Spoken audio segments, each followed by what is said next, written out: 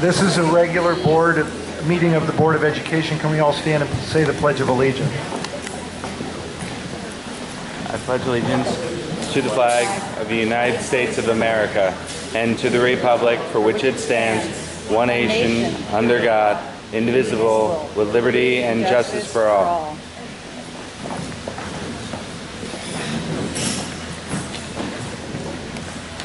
Good evening, everybody.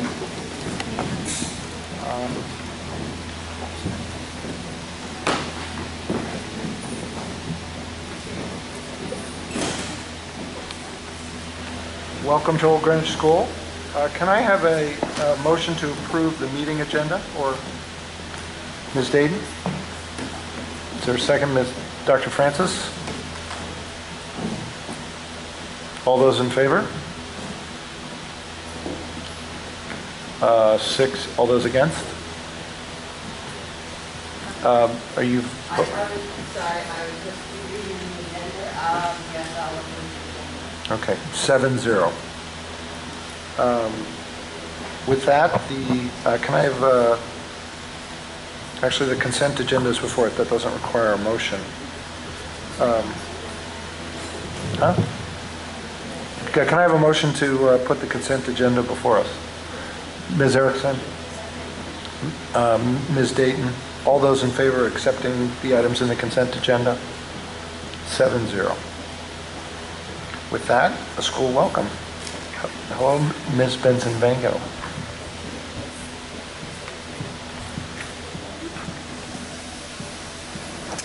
Good evening, Dr. Gilday, Chairman Scher, Board of Education members, district administrators, and guests. Welcome to Old Greenwich School, our little Rockwellian community on the shoreline, where I'm happy to report we've had very few transportation issues, in large part because of the walkability of our school, and we've had a quite exciting start to the school year. We've spent the last several weeks continuing our work with personalized learning. In both literal and symbolic efforts, we've played in the personalized learning sandbox. Our teachers spent their bonus professional development day this week, thank you for that, looking at differences and similarities between individualization, differentiation, and personalization. Our teaching staff also spent their summer this summer picking from a series of books focused on personalized learning as we move toward new instructional models for students. Every staff member and every student developed vision boards representative of their academic, personal, and interpersonal goals, and there's a sampling right over there. And if you haven't yet gone upstairs in OG, please do take note of our new stair treads with math facts and tens frames that were designed in collaboration with Greg Tang, who tweeted it out this summer. And here we're going to show you a quick video of a snapshot into the work of our teachers, their discussions, and our third graders who have got this feeling.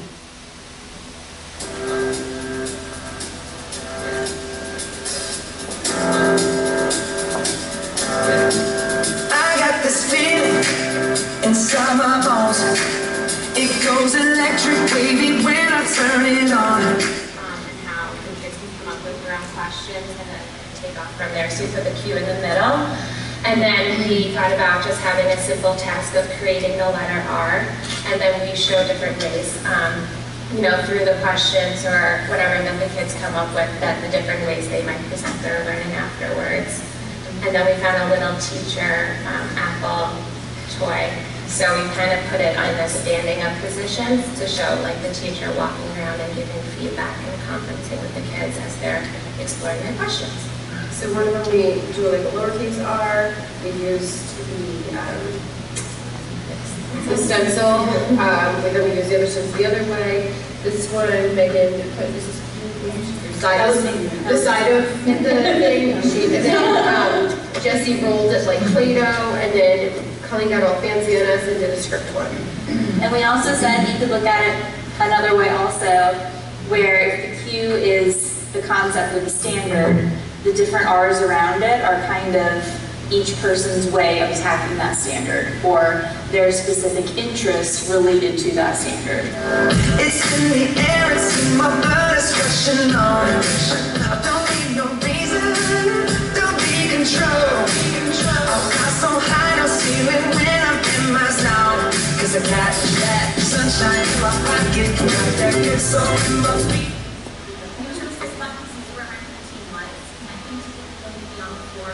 so we'd be open to sitting wherever our group wanted to be. Our overarching question was, of course, personalized learning, and so kind of like what Christina was saying, we all dove into it differently. Jackie and I are talkers, so she and I didn't have our hands in it, but we were talking about what we thought it was. For Missy and Anna, they created. And I think that's part of her assignment. Everybody has their own role. Missy also reported, so then her strength kind of rose from that. Can you talk a little bit more about what you thought personalized learning was? Sure, I know. As we were, talking and they were making different things, I think we kind of came up with ideas like it's for the student gets to choose what they want to learn, or they have different tools, the tools are available to them to use, and sort of make a path for their learning as we did, for kind of just sitting here and doing different things.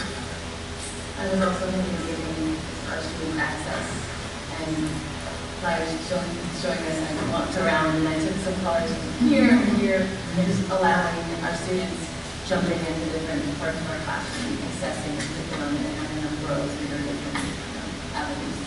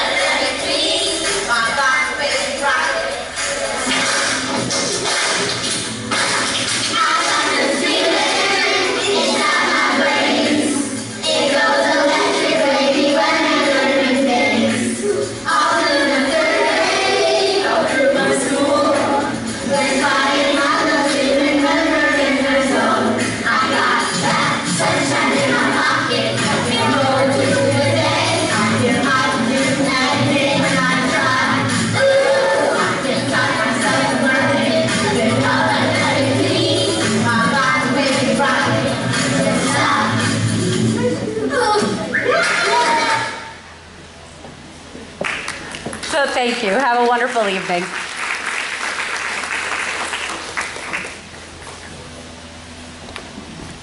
Thanks, Jen. Who knew we had PE in classrooms too? That's great. With that, we're going to move on to recognition. First, Ms. Shaw will help us recognize Innovation Lab National History Day winner.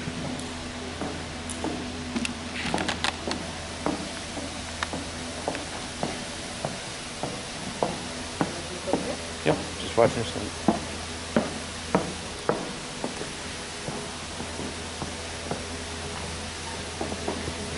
Good evening. We are so very proud to recognize some outstanding Innovation Lab students here tonight for their passion for research in local history and women's history.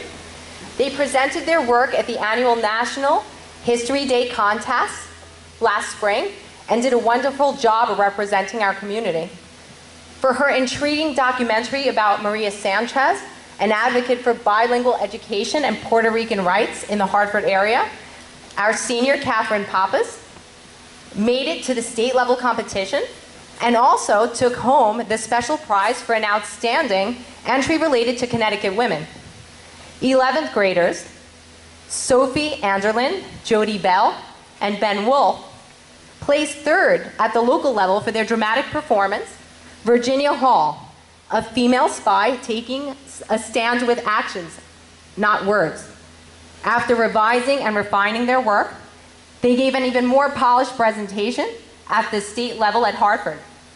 Finally, seniors Flora Divanik-Braze, Nicole Wood, Sophia Dodaro, and Catherine Hurst spent countless hours researching in college libraries, including Smith and Columbia, to create their performance entitled Constance Baker Motley, Standing with the Civil Rights Movement to Advance the Case for Equality.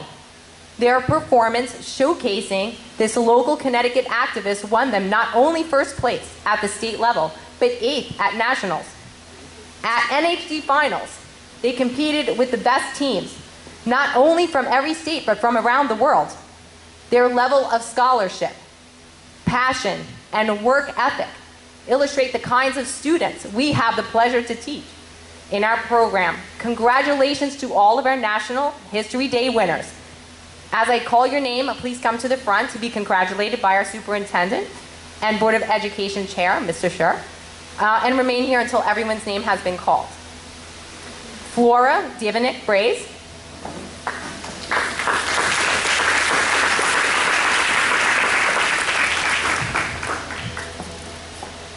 Nicole Wood,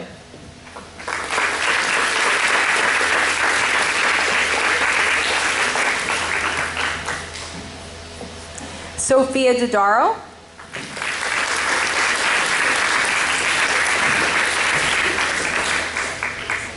Catherine Hurst,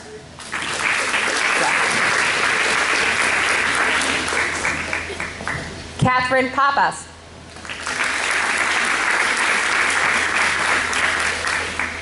Jody Bell,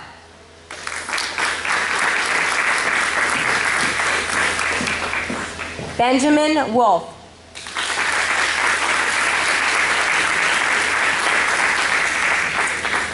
and last but certainly not least, Sophie Anderland. If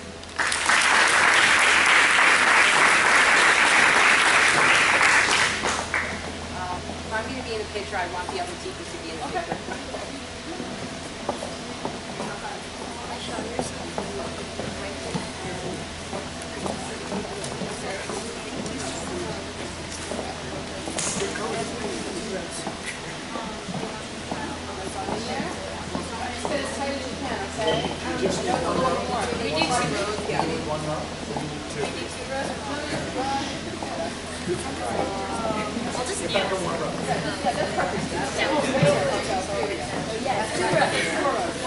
They're good at history, not lining up, yeah.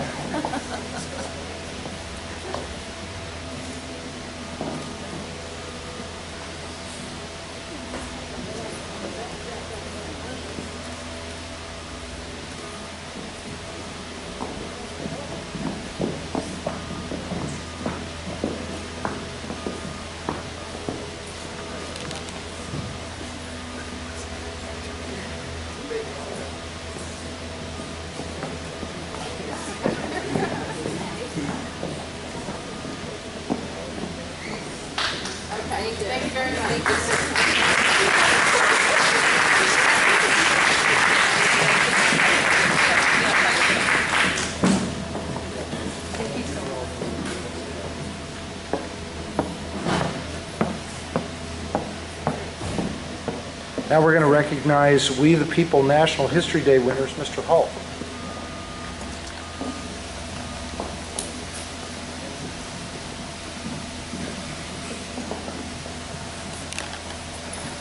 Members of the board, Dr. Gildea. We have a set of very, very busy seniors. So we have a representative here from two different groups. We actually had two groups make nationals. Senior Michelle Zhang cannot be with us tonight. She did a senior individual documentary that made it to nationals. Could I have Sarah Stober come forward, please?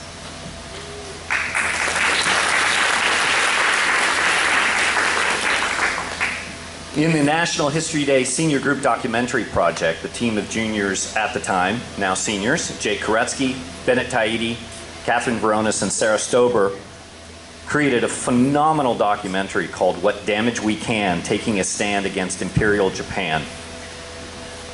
These seniors, members of the We the People Citizen and Constitution program as juniors last spring, talked about a little celebrated battle at the center of the Battle of Leyte Gulf, where three very lightly armored, very lightly weaponized ships managed to keep a Japanese force at bay until reinforcements come in. If you're curious about it, raise your hand if you've seen the movie 300. Anyone? It's kind of like that. It's Sparta against the world. They took third place at National History Day Regionals, first place at the state competition, and then went on to National History Day Finals and were just outside the cut for the final day. It's a tremendous accomplishment, and the first time the We the People program has sent not one, but 2 submissions to the National History Day competition. And of course, we appreciate the support of the board. Congratulations to Sarah representing the team. We're incredibly proud of you. Thank you very much.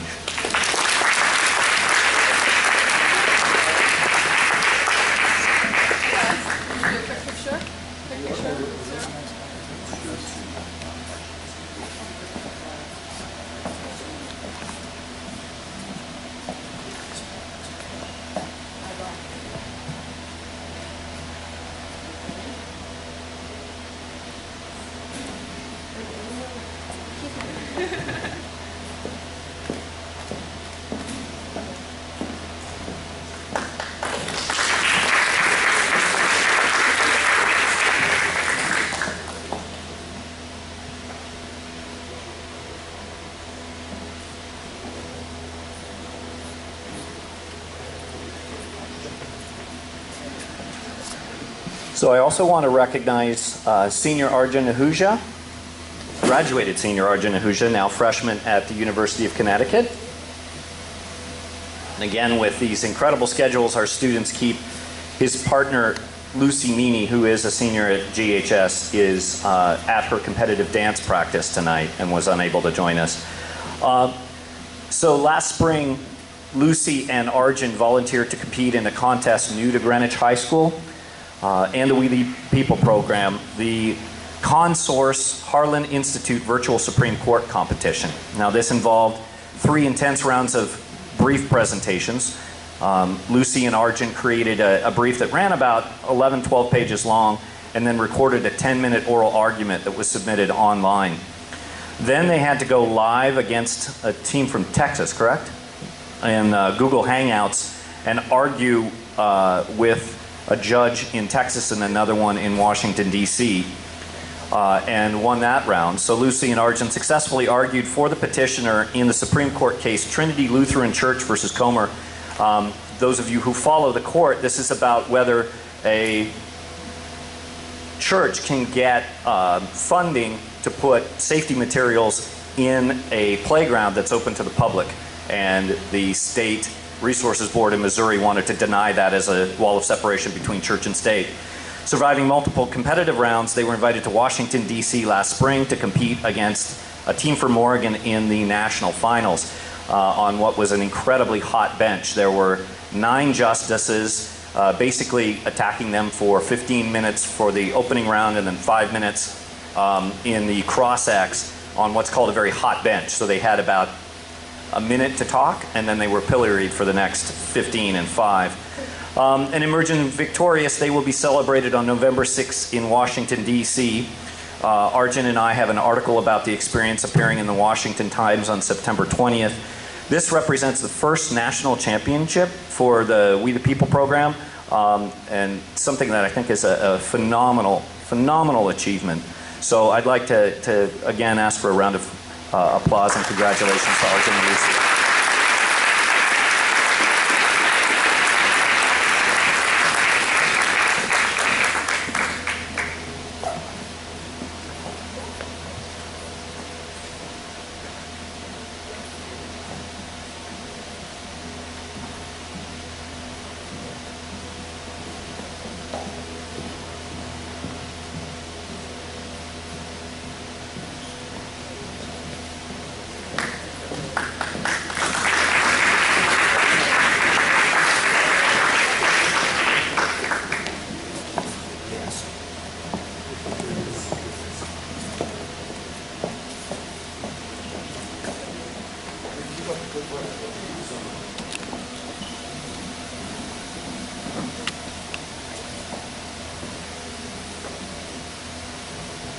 Thank you, Ms. Shaw and Mr. Hull.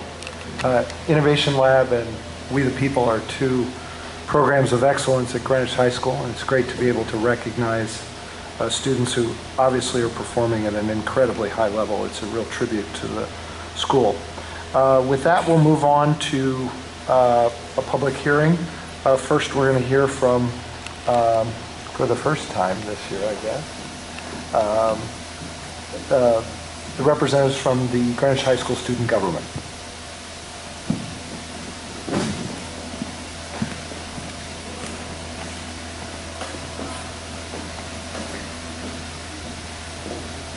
Chairman Scher, Dr. Gilday, and members of the board. First, I would like to touch on the most pressing issue, school start time. Even just a few weeks into the year, I have had many passionate thoughts expressed to me on both sides of the aisle, positive and negative. Earlier today, I'm very excited to say we hosted our first student government mass meeting, which consists of 180 members who come to share their thoughts and to help us in our mission. We had a short open mic session specifically about school start time.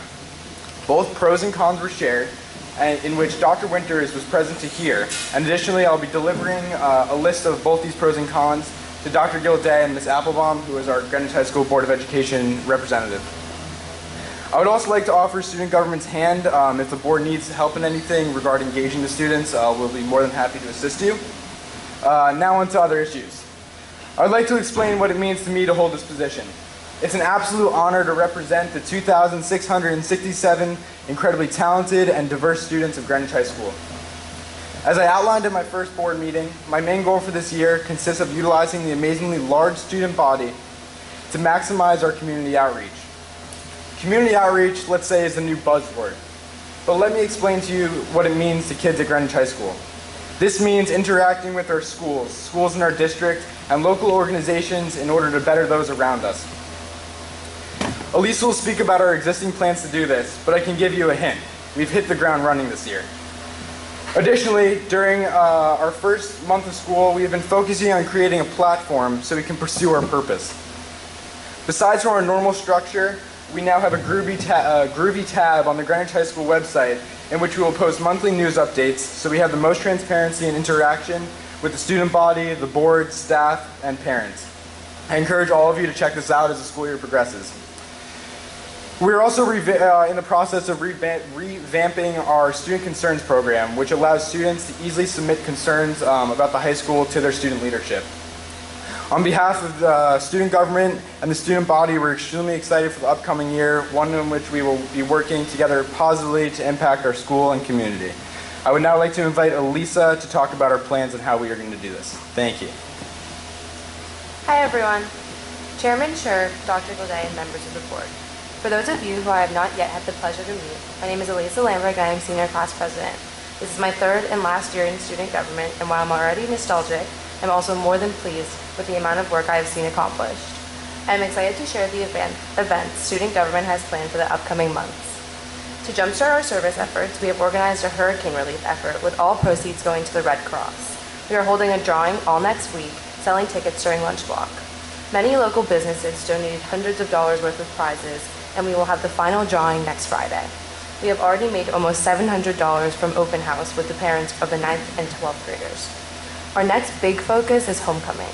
We are aiming bigger and better than any year before, which means revamping themes, advertising the dance, game, and parade, and even hosting a girls' touch football game. Our main goal is to get everyone involved. We have an extremely large group of representatives this year, and it is amazing to see how many people wish to get involved. We aim to take full advantage of the amount of work we can accomplish. For the class of 2018, we want to make our mark. We hope that our spirit and efforts to improve our high school community will last a lifetime. Thank you all.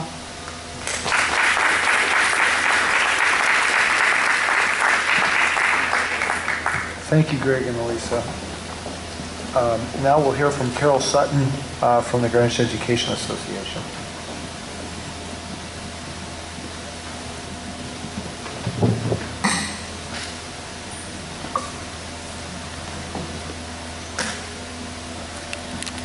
Good evening, Principal Bensavengo, Chairman Scher and board members, Dr. Gilday, members of the cabinet, and members of the community. My name's Carol Sutton and I represent with honor 900 plus members of the Greenwich Education Association. On behalf of the GEA, I'd like to extend congratulations to this evening's honorees and their teachers. We know that historical and literary perspective is an essential tool for citizens, and our students certainly seem to be getting what they need in Greenwich. The 2017-18 school year is off to a whirlwind start. And fortunately, we're not talking about Harvey or Irma up here.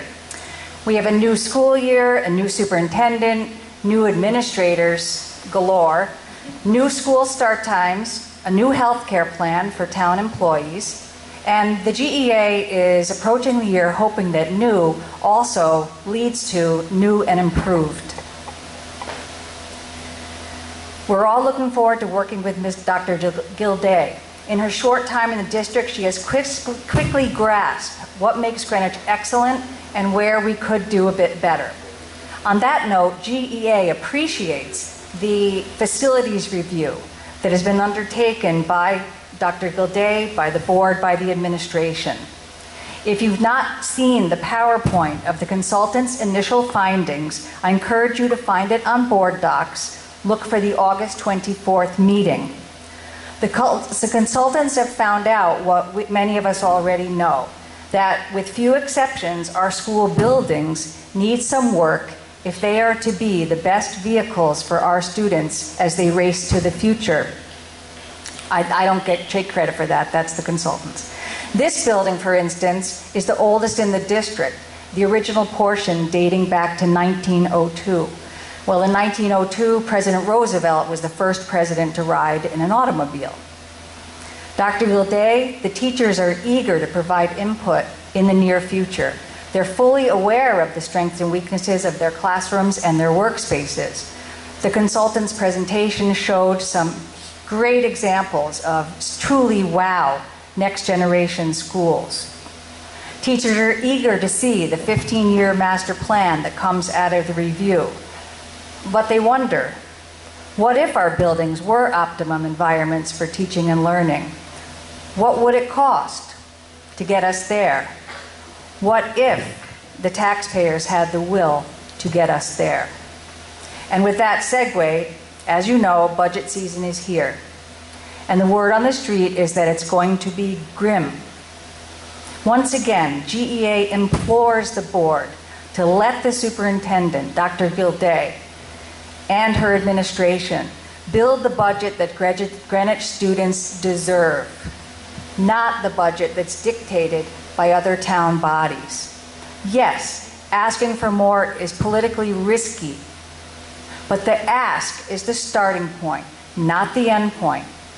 And if difficult decisions ensue, so be it, because difficult decisions lead to progress in families, in institutions, in companies.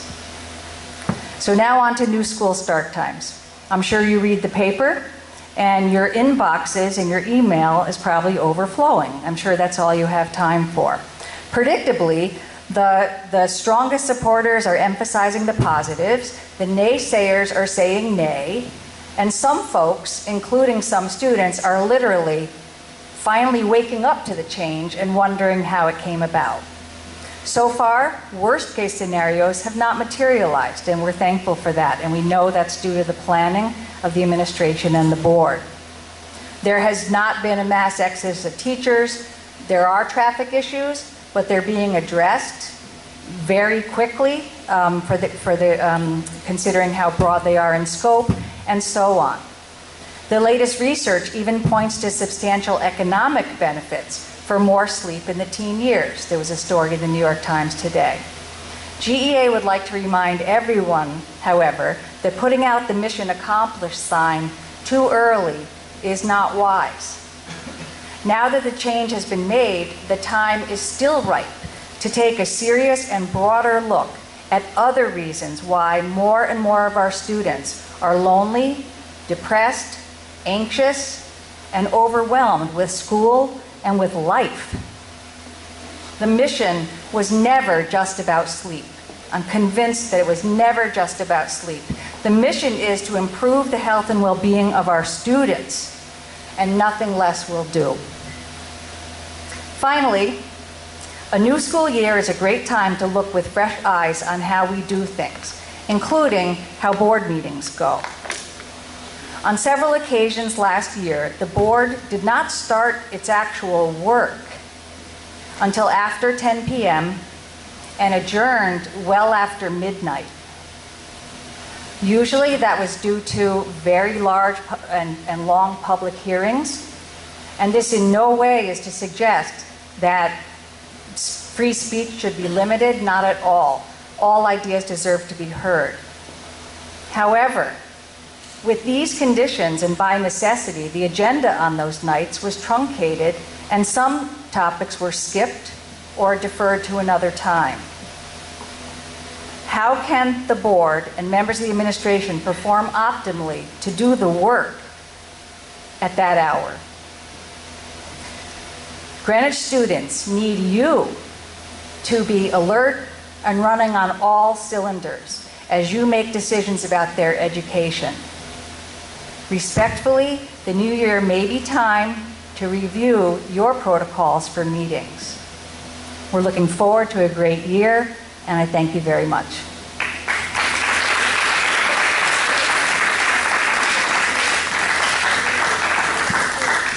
Thank you for the PTA Council, Ms. Hirsch.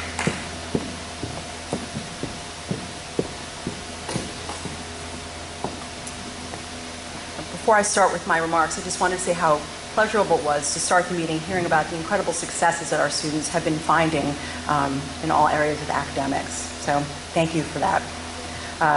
Good evening, Dr. Gilday, Chairman Scher, members of the Board of Education, Cabinet, and Community. My name is Karen Hirsch, President of PTA Council, and on behalf of our 15-member PTAs, 14 PTA Council committees and Executive Board, and the parent community overall, I welcome you all back. We want to extend a special welcome to our new superintendent, Dr. Gilday.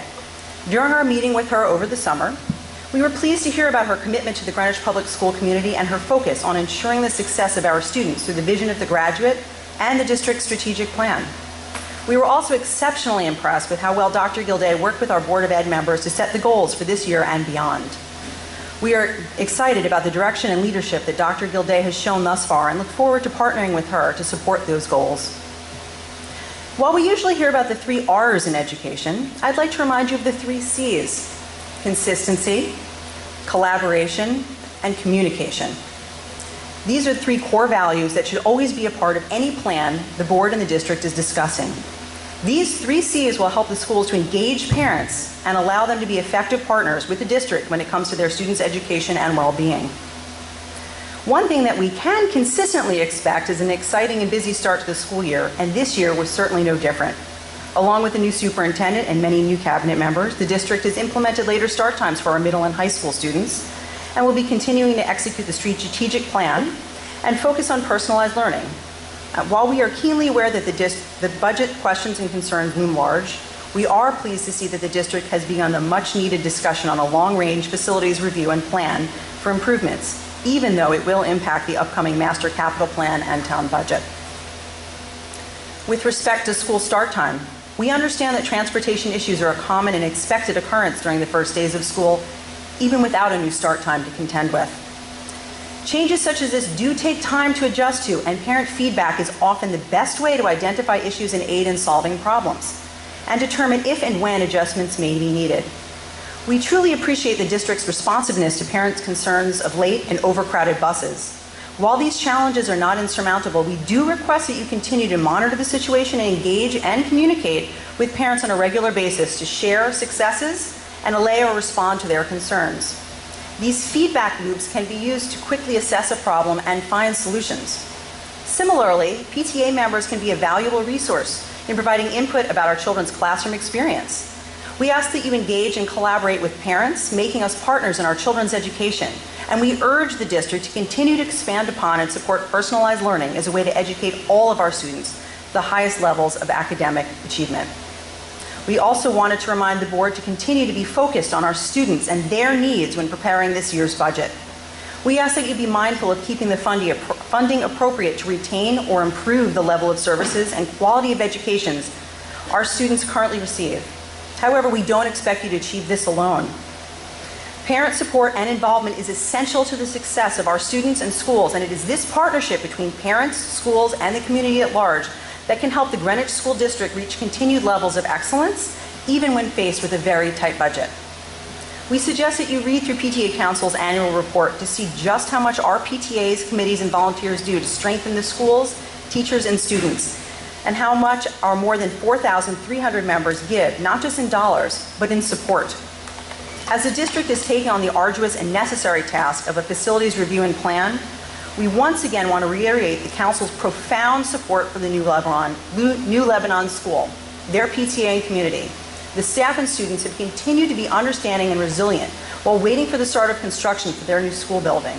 The board made a commitment to these students and the school that they would have an educational facility that would meet the needs and size of their current and future student body, allowing them to have an educational facility commensurate with the other elementary schools in town. Greenwich needs to honor that commitment and begin the work to bring that school community together in a single facility. I'd also like to take this moment to publicize PTA Council's upcoming Board of Ed Candidate Forum. While PTA Council and all of our member PTAs are 501c3 organizations and cannot endorse any candidate or party, we do take seriously our role in educating parents on the issues and topics being discussed. To that end, each election year, the Greenwich PTA Council sponsors a Board of Education Candidate Forum in partnership with the League of Women Voters. This forum gives residents a chance to hear the candidates talk about their positions on school-related issues and topics that matter most to the parent and community. We invite everyone to attend on Tuesday, October 10th at 7 p.m. at the Greenwich High School Performing Arts Center. In closing, we want to remind the board and administration that every discussion and decision must be done with our students' best interests in mind. The strength of Greenwich Public Schools is its people, its students, its faculty, parents, and community. As we continue to chart our course for the upcoming year and beyond, we hope that you will harness this strength. I look forward to what we can accomplish together, focusing on consistency, communication, and collaboration. I truly look forward to working with our fantastic new superintendent, administration, and the Board of Education to help realize the vision of the graduate for all of our students. Thank you.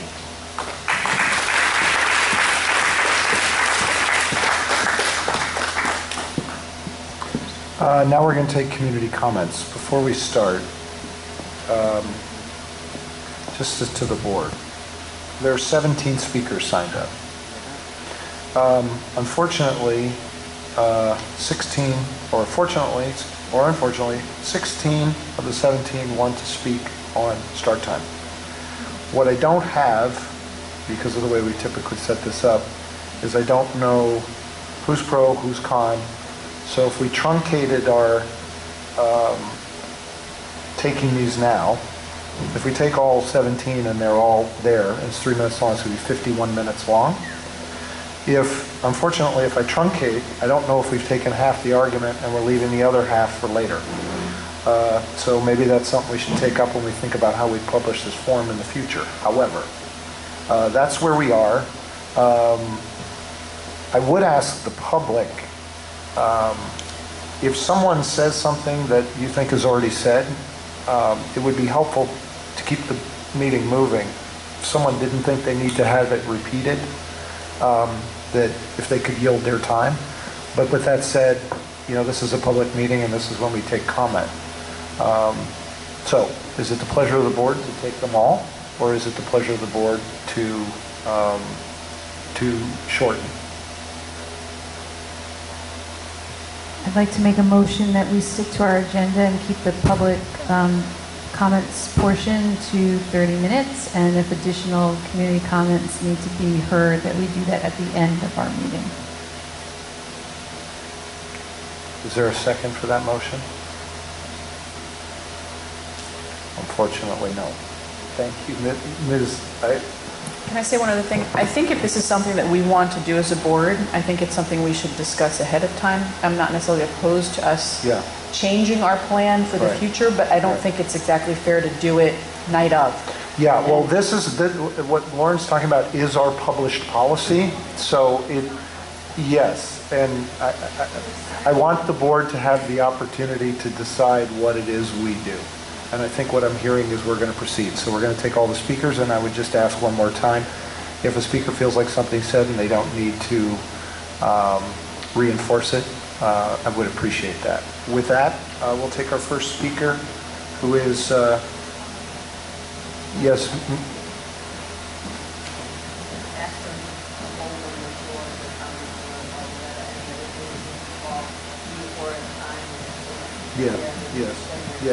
yes. Our first speaker is Jonathan Michaels, and then it will be Ben Wolf. Mr. Michaels. I hope I said that properly. You say everything properly. My son is a 12th grader, and he reports extreme positive feedback so far on the start time. My daughter is an 8th grader, and 15 minutes. She says a little bit, but if you add up all the 15 minutes or 5 minutes or 10 minutes worth of more sleep, I could add up. And certainly I've heard the science be that REM dream state happens perhaps at the end of the night. So maybe it's happening then, in that little bit of time, little bit of extra sleep time. I did want to say that I appreciate being in the United States of America, where I can do this, and I would fight to continue to be able to talk and say whatever I want to people. I mean, nobody really takes it for granted, but it needs saying once in a while. Next thing I wanted to say was just follow the science, and I think this decision was made based on science, and science enabled me to drive here, and science enables these lights to be on, and it can definitely be argued the other way for certain other horrible pieces of invention. But in general, I would say follow the science of sleep, and we've had experts, so I think we should give it a big chance and make sure that it happens, to continue to happen. It's not easy to speak here. It's not easy to be a kind of a extrovert introvert as I am, and to sometimes compose speeches in my head that no one ever hears, and then to speak, and then because of where I come from, to not have everything come out. But I know that there are people out there who are extroverts who will just speak and speak, and that's fine. And then I encourage anybody who's a real introvert out there who's maybe thinking of talking, once you start talking, it's not so bad. It's not so bad, so thank you. Thank you. Ben Wolf, and then if we could ask Glenn Wolf to, if Glenn is coming too, to be ready so we can keep moving. Well, I'm Glenn Wolf. I'm sorry, Glenn. Okay. My son, I knew that. Yeah, you did know that. So, and you know my son Benjamin, because yes. He and your son are in theater together. Yes, I apologize. So you met Benjamin just before. He, proud parent, he just received an award for Road History Day. Anyway, so I'm here to report, and my wife Karen will not be speaking as well. So anyway, so here as a proud parent and also a happy parent that Benjamin, after about the 4th or 5th day, he said to us, "Daddy, Mommy, I am so happy that I am getting an extra hour of sleep, and I'm more alert, I'm more focused in the morning, I'm happier." And so he wanted to share that with everyone here. I'm also, I've spoken before the board last year when we were tackling this issue, and I'm also an adolescent psychotherapist with a practice in Greenwich and Stanford. And I shared with the board and audience several concerns I had as an adolescent therapist, providing support and care for adolescents in our high school, and confronted then, before later school start time, lots of issues with depression, anxiety, being unfocused. And so I related a story about a young man, John, given that's not his name. And so he was a junior last year, he's a senior now, he's continuing therapy with me. And again, he reports that his mood is a lot better. He's actually getting to sleep an hour earlier, so he's actually getting extra 2 hours of sleep. because he feels so energized during the day that he's actually more tired when he gets home. So, my feedback to the board is positivity and hopefulness that this will continue the remainder of this year and for the years forward, so that when my daughter Hannah, who's currently at Eastern Middle School in 7th grade, she also will reap the rewards of later school start time. Thank you. Mr. Dunham and then Mr. Beckwith. Mr. Dunham. Yes, sorry. And then John, I think it says Beckwith. If you could be ready, that would be super helpful. Thank you. And then after that, it'll be Mr. Stewart. Good evening. My name is Wheatley Dunham, father of 2 GPS students, 1 recent grad. A hearty and warm welcome to our new superintendent, Dr. Gilday. It was a pleasure to meet you, but welcome to our community. I'm going to do away with a lot of what my prepared remarks are tonight, but just out of my heart, this feels like a Thanksgiving in September. I'm here to thank a lot of people in this room. I'm here to thank the teachers, the parents, the students, the administrators, everyone in this district who has made huge sacrifices to make this happen for all the right reasons, our kids. And I cannot thank you enough, and we're very grateful for that. I want to thank all of the board members. You are volunteers. This is more than a full-time job. It's a demanding, punishing job. You come here night after night, you put up with people like me and other parents. It's a very difficult position. And to those of you who voted for start times, to those who didn't, I want to thank you very much for your public service. To Dr. Winters, I've said this before, but I think you've got the hardest job in Greenwich. I don't know how you do it. You are a mayor of a town of 3,000 very opinionated parents, teens, teachers, parents. You keep an even keel. Thank you for your positive support recently, your comments. We have a lot of hard work to do. Your staff has been outstanding. Athletic Director, Mr. Lundeen, I don't see him tonight, but if you could pass along his sports scheduling work has been outstanding. There's obstacles, they're being overcome, and over time, as more local area schools change, I believe that the scheduling conflicts are going to diminish over time. To Mrs. Eves, bravo, your communications have been timely, have been informative, and have really helped us move along as a district. So I want to thank you very much. And there's many I'm missing here tonight. A quick personal observation, my junior son is a different person. He, to my total surprise, and I try not to talk to him about start times because it's not his favorite topic at home, he's getting more sleep than he ever has. He's doing really well, is reporting great results. I have one question. Can anyone in this room tell me of a program, public or private, where over 10,000 people are moved daily that was flawlessly executed with no interruptions, problems, mistakes, or errors? Can anyone? I would like to contact them and find out some ways we can improve that. Is there anyone who can name one?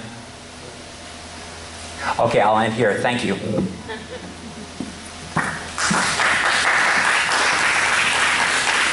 Mr. Beckwith.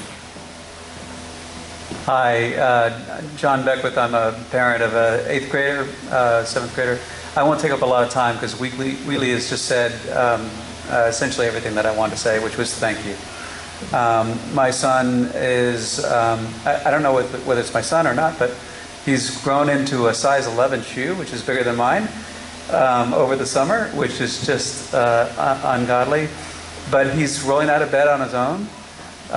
He's getting his he had his homework done before I showed up here, which is just unbelievable. So I don't know if the teachers aren't assigning less homework, but I sincerely doubt that.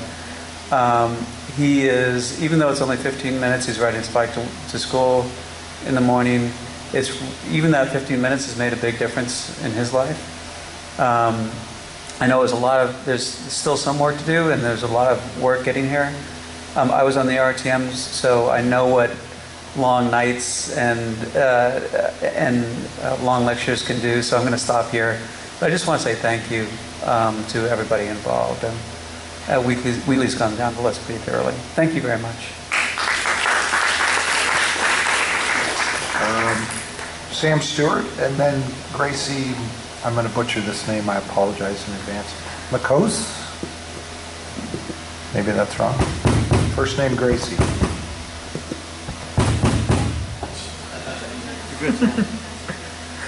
Dear students,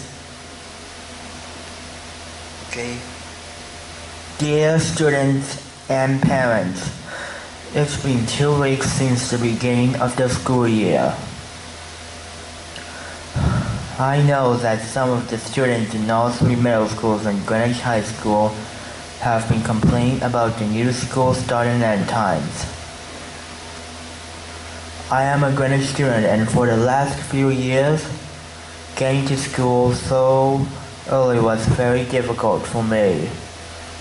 It seems it was difficult for many others too. It is an important topic for me, because not only was my school day difficult and I was sleepy, but I had 2 seizures, both of which were diagnosed as sleep-related. I know some students want to do sports at this school. That is great, but that is their choice. I don't think the majority should have a tough time for the whole school day to make the day easier.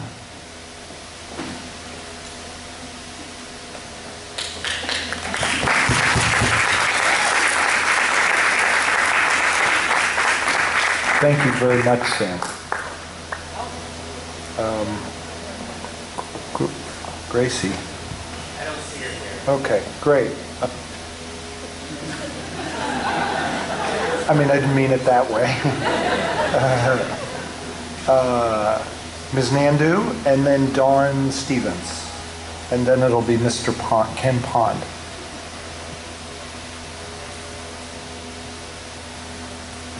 Hi, my name's Vashani Naidu. My daughter is a second grader at ISD in Riverside.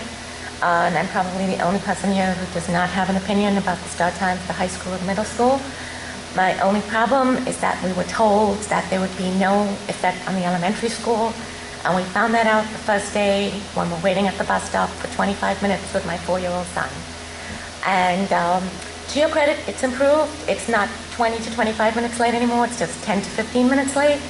But if this is our new reality, please tell us so we can plan accordingly. I do know that you can do better though. Our bus stop is at Binney Park, and the high school, which gets out at 3:15, the same time as our school, their bus gets there 5 to 10 minutes before our bus, and our school is 5 minutes away. So I do know you can do better, and I hope you keep trying. Thank you. Thank you. Ms. Stevens.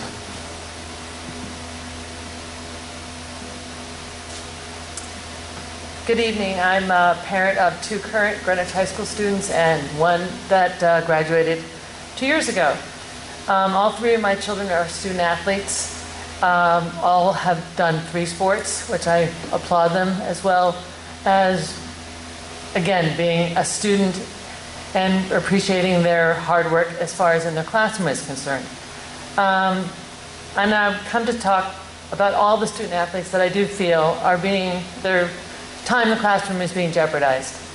Last year, none of the football teams ever missed a last period class to get to their game. As of just this week, we had a JV team that did not leave early because they did not want to pull them out, had a 90-minute bus ride to Trumbull due to our lovely normal traffic at that hour later time. They got there 5 minutes before their game started. So they got off that bus, all cramped, whatever. Quick, get out there and start that game. I just think that that's just not a great way to start a season. It's not great for the kids. So what may have to do is they may now rethink that and pull them out of that last period class, that 7th block. So I know that this is something we're all trying to deal with, but I don't think a plan for the student athletes was thought of. Someone brought up a thought, oh, we'll just light up all the fields. There's not money for that, time, that'll be, we all know, down the road. So as daylight saving times comes in and the days get darker, 165 kids who play football, the soccer players, the men and women's team, have nowhere to go. They can't go in the gym.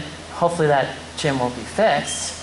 But that's not a place for them to go, and so there's no outlet. And I think as they're driving to win FCX, their whole season, driving for states, and at the end of that season, you're now cutting down that time, and they're not being able to achieve that goal. So I think that that's, again, you were trying to do everything, but some of those little pockets were not looked at and not thought about. The same thing will then happen in the springtime. You have athletes that are going to be coming out in cross country, or track and field, and rugby, baseball, softball, lacrosse. Where are they going to go when they start? It's dark. They won't have a full day's practice. So when they're starting to get their stamina, starting to get their team bonding going, they will not have as much time to create and then be ready for their first schedule. 30 seconds. I wish that we had just thought about it a little bit more. And yes, Gus is doing his best, but it's your limited time. Thank you very much for your time.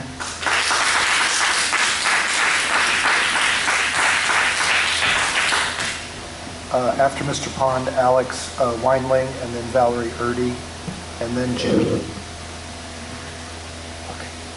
First, I'd like to say thank you to the board for being out here tonight, and thanks for everybody for coming out. I really liked seeing this many faces in the crowd.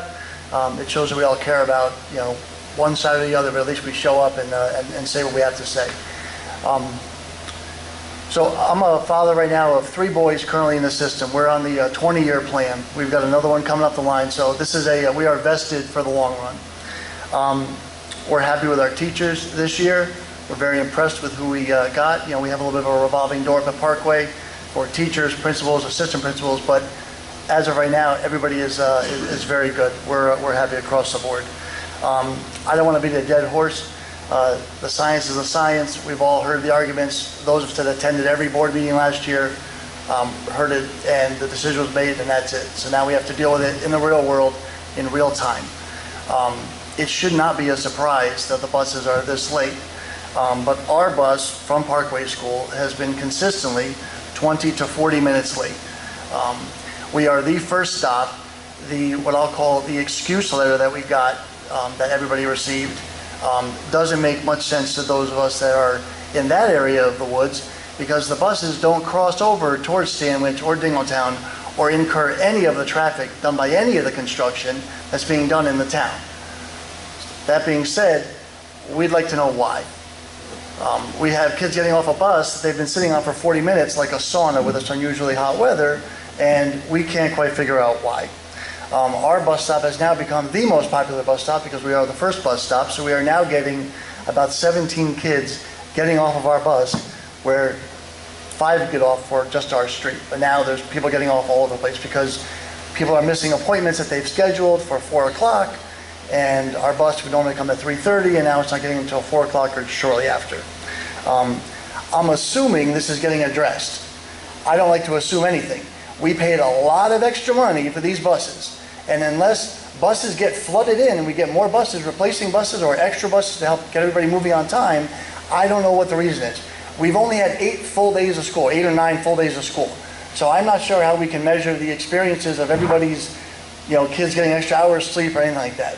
We are hoping to see 2, maybe 3 surveys done throughout the year from the kids, from the teachers, from the parents. I'm just kind of get an idea where we are as far as the real results, because I don't think we can judge anything over 8 days. But I know we paid a bus consultant here last year, a long time ago, a lot of money. We paid a bus company now an extra $800 to $1 million plus, and we have these problems. I personally got 2 refunds back from late buses last year for Parkway School. Right now, I'd be asking for refunds back for not getting the kids to where they have to be on time, consistently. Iron out the wrinkles and get it fixed. No excuses, no letters, just get it fixed. Time. Thank you very much for your time.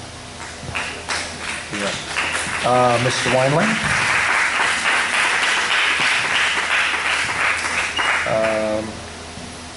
Ms. Erdy, and then Mr. Healy. And then we only have 1, 2, 3, 4 more. Good evening, members of the board, Dr. Gilday, and all the staff. And I'd like to reiterate just one thing that Wheelie said is thank you, because I know with the school start time, you guys are the ones who are on the front, getting the emails, answering them, and I'm sure it takes a hell of a lot of time. So I'm really grateful. Actually, my son really wanted to come and speak, and he's never wanted to come to a board meeting. To say he's so happy about the start time, but he decided since he finishes homework early that maybe working on his college application might be a good idea. But I said, okay, if you could say 1 or 2 things to the board, the super, and the community, what would you say? So this is what he said. First of all, he pointed out he was a senior, because they're very proud when they get to be upperclassmen. And he said, I've been in a diversity of classes, regular, honors, AP, music, gym, and I'm a varsity athlete. He wanted to point that out too. And he said, you can tell that people are less groggy, more focused at the start of the day, and they feel more like talking. So I kind of gave him the little scientific skeptic look. I'm like, really? Can you really tell that? How can you tell that? He's like, Mom, body language. He said, they're yawning less, they're rubbing their eyes less, and they're slouching less, and they're talking more, and they just look more focused, and you could see in class that they're more focused. And I know I feel that way, and I feel more stimulated in class and just more alert. So that was his first thing. The second thing was, he said, it makes an incredible difference going to school when it's light. I know we haven't gotten to winter yet, but you inherently can't be as awake when you're getting up in the dark. And winter sunrise is 7:20. He looked that up. He made a suggestion. I don't know, it's a suggestion. I don't know if it could be done or not. He said, since we don't use lockers, I don't really think we need 5 minutes for passing time. It's really only a problem if you're going all the way from one side of the building to the science wing. And some people stop in the student center to chat, and that's why they don't make it on time. So he's just throwing out a suggestion, and I think that's something we should be doing. We know that there are implementation issues, and we should tap into. We have great, smart, creative students and teachers and community members. I think if we all work together, we can solve these issues and reap the benefit, which we're already seeing in our teens of being just happier, more alert, and happy to go to school, ready to learn. So thank you. We're really grateful. Mr. Healy, then Isabella Ross, and then Donna Grace, I think that is. Yes, Grace. Hi, good evening. My name is Jim Healy. I'm a sophomore at Greenwich High School. And like others, I came here to thank the board. I think what you've done is, I've been in Greenwich now for 15, 16 years. I think it is the single most important thing you've done to address systemically adolescent health. And so I really want to thank the board for that. And I know it was not an easy decision. I also want to compliment the people that have been involved in troubleshooting what has just been 8 days. And I think the first day, is one thing, and 8 days later it is much, much better. And I attended a meeting as an observer today to look at the plan and the process for continuing to work out the problems. And I was very impressed. What I think you've done, though, is I think I'm sort of echoing something Carol Sutton said earlier. I think you've really taken the first step. And by taking the first step, what you've done is you've made it possible for students to get the sleep that they need. Without this step, it was almost biologically impossible. If you accept the science about 11 o'clock sleepiness time and accept the science that students need 8 to 10 hours of sleep, the old start time was inconsistent with it. It engineered sleep deficits into the system. You've eliminated that. And so you've given everybody at the high school a chance to get a decent night's sleep and the sleep that they need for their health. But I think that there's a lot more to do. And I would emphasize to this group the importance of outreach, both to students, to teachers, to parents, to the community, on the importance of sleep. People seem to think that they understand sleep biology. I would think that that's remarkable if they in fact do. there has been just an explosion of sleep research in just the last 5 years. It's been made possible with new technology that allows you to map the brain. There's been scientific experiments on the cognitive impairment of sleep deficits, all of which is new. They've discovered the function of the brain that occurs in the last third of sleep that flushes neurotoxins. Sleep is not homogeneous. If you cut a sleep cycle at 2/3 of what's required, that's like turning off a washing machine 2/3 through a cycle. You know, nobody does that. So I would urge the community, I would urge this board to think about incorporating a sleep module into the curriculum. You know, they learned about nutrition, they learned about exercise, they learned about the dangers of alcohol and substance abuse. Sleep is utterly foundational. And I have 2 kids in school, they've never heard a word about sleep as part of the health curriculum. Time. Thank you.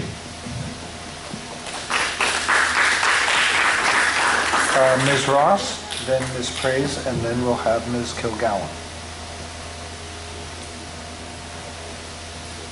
Hi, I'm Isabella Ross. Okay, so I'm a senior at Greenwich High School, and personally, I've appreciated this new start time so much because it's allowed me to be that much more awake and alert in school. And so last year I had like a good amount I had like some first block opens and then some days where I had to come in on the normal time. And so like I was able to like truly see the difference in myself like between the days when I had to come in on the normal time versus when I had the extra hour of sleep.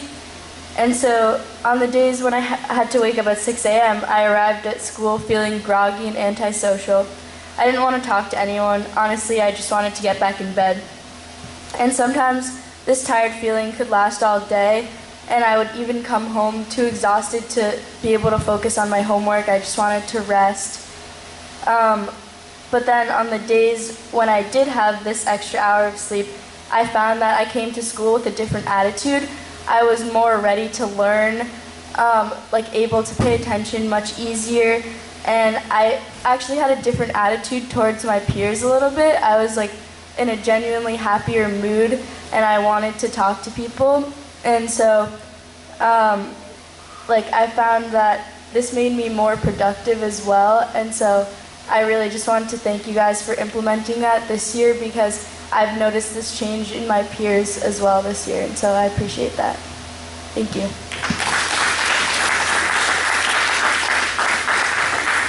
Donna Praise, then Claire Kilgallen, and then Ms. Large. And that will conclude. Hi, I'm Donna Price. I'm a long-time Greenwich public school parent. I have 2 that have been through the public schools and 2 still in. So I'm just here to thank you on behalf of my high school student who's a junior this year that the later start time has positively affected him. He's definitely a more alert person in the morning than in the past. We used to get up at 6 a.m. and now we get up at 7 a.m. I'll report that we live in Old Greenwich. Buses seem to be working okay for us. And then I have a daughter who's an 8th grader. She's a teenager too. I think she's impacted by the same sleep cycle issues. So the 15 minutes, while thankful we got anything, it's, I don't know if you're aware, and I don't know if it's for all the middle schools, but what they did was change homeroom, advisor-based, to 4th period. So her academic classes don't start later than last year. They start a half hour earlier. So that's a challenge for me and for her. She has an IEP, so this is a further challenge for the IEP that we're going to have to try to figure out. I really don't understand why anyone would have homeroom 4th period. Talk about the 5-minute passing. Just get rid of homeroom if, like, we've decided it's not worthwhile to have at the beginning of the day. So thank you very much. Yeah. Thank you. Ms. Kilgallen. I'm breaking up things, different topic. Good evening, Chairman Scher, members of the board, and welcome to Superintendent Gilday. My name is Claire Kilgallen. I am co-president of the New Lebanon School PTA, and I'm here to thank you for your continued support of the New Lebanon School Project. I have been asked to let you know that the 500 plus parents of New Lebanon have been more than understanding through this multi-year long arduous process, but the potential further delay of this project, in addition to concerns about increased costs due to delays, has some parents near their breaking point and wondering what measures are available to them to ensure this project does not stall. They don't see shovels in the ground. I see that you'll be hearing from my chairman on the New Lebanon Building Committee about the diligent work that the committee is doing in what is now its third year since it was formed to keep this project on budget and open in the 2018 school year. The New Lebanon Pre-K through 5 will provide a right-sized building. Restoring pre-K to the building allow for magnet students as a component of racial balance and help address the achievement gap. We are a district with mixed neighborhood magnet elementary school structure. We ask you to stick to the plan. Show the progress that is being made. Don't let the inaction of Hartford delay what is a critical need in our town. The money was appropriated at the local level last year. The written conditions of the Finance Board have been met. When all is said and done, you are here to look out for the best interests of our children, and I know the board is firmly committed to them. Delaying construction would increase the project costs due to escalation. Most importantly, it would leave the students with at least another year of substandard facility conditions. This is the fourth year that our kindergarten students are off property in our neighborhood center. That was supposed to be a short-term solution, 1 year. For over 15 years, instruction has been taking place in non-classroom space. By that I mean hallways, lobbies, closets. New Lebanon lost its pre-kindergarten 6 years ago, a school that has achievement issues. We are talking about basic everyday educational space. This is not an enrichment nice-to-have situation. You've heard it all before about the undersized spaces, common spaces. The new school brings the many woefully undersized common spaces into line with our other schools and nothing more than that. It is beyond unfortunate that this basic critical needs school was pushed to the back burner for MISA, and the time is now, not later. Quote, there is insufficient space at New Lebanon to accommodate students residing in the neighborhood, let alone magnet students, end quote. That is from a 2014 Board of Ed report, and it is true today. There are over 300 students in the New Lebanon attendance area, but they can't fit in the building. It's been going on for years. We have spoken to several families in the catchment area who hear about the great learning and the good news about New Lebanon school community who would love to attend, but otherwise have decided due to the inadequate spaces and uncertainty of the school's future that they have opted to go elsewhere. The school's needed both immediately and for the next 50 years. Byram is booming. This project has met approval with every local and state legislative body and agency having authority over it. The permit's ready. The construction crew awaits the go-ahead. We ask the board to not let the bid deadline pass, move ahead, and we thank you for your firm commitment to the balanced plan, the project, the students of Greenwich, and especially New Lebanon. Thank you.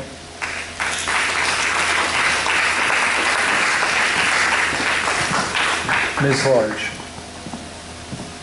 Hello. I understand that we're on administrative overload regarding the school start time.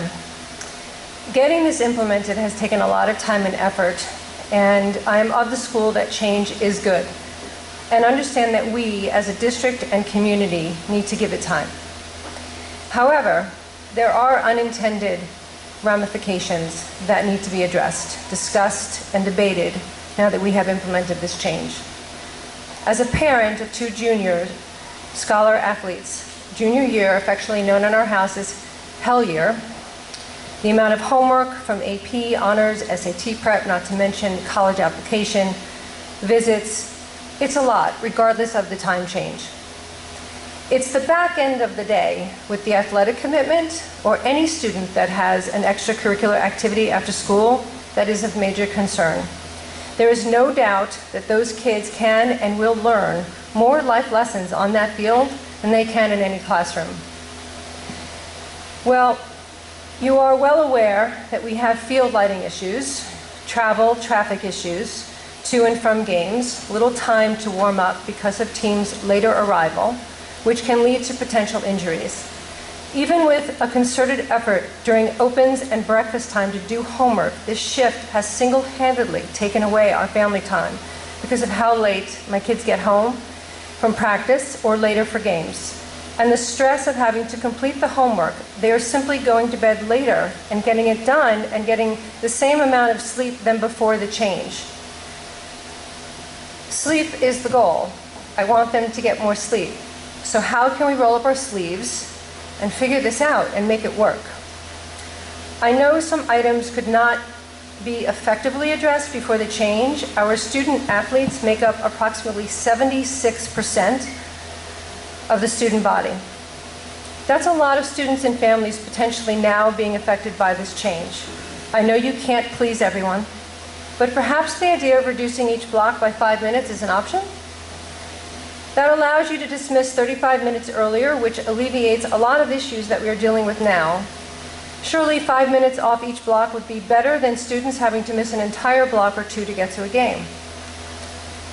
In order to build an optimal package, is that maybe the right answer?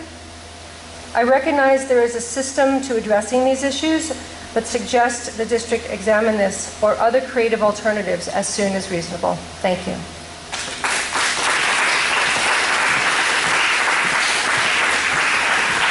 Thank you. That concludes the list of speakers. Is there anyone else who wants to address the board on an agenda or non-agenda item? Yes, please come forward.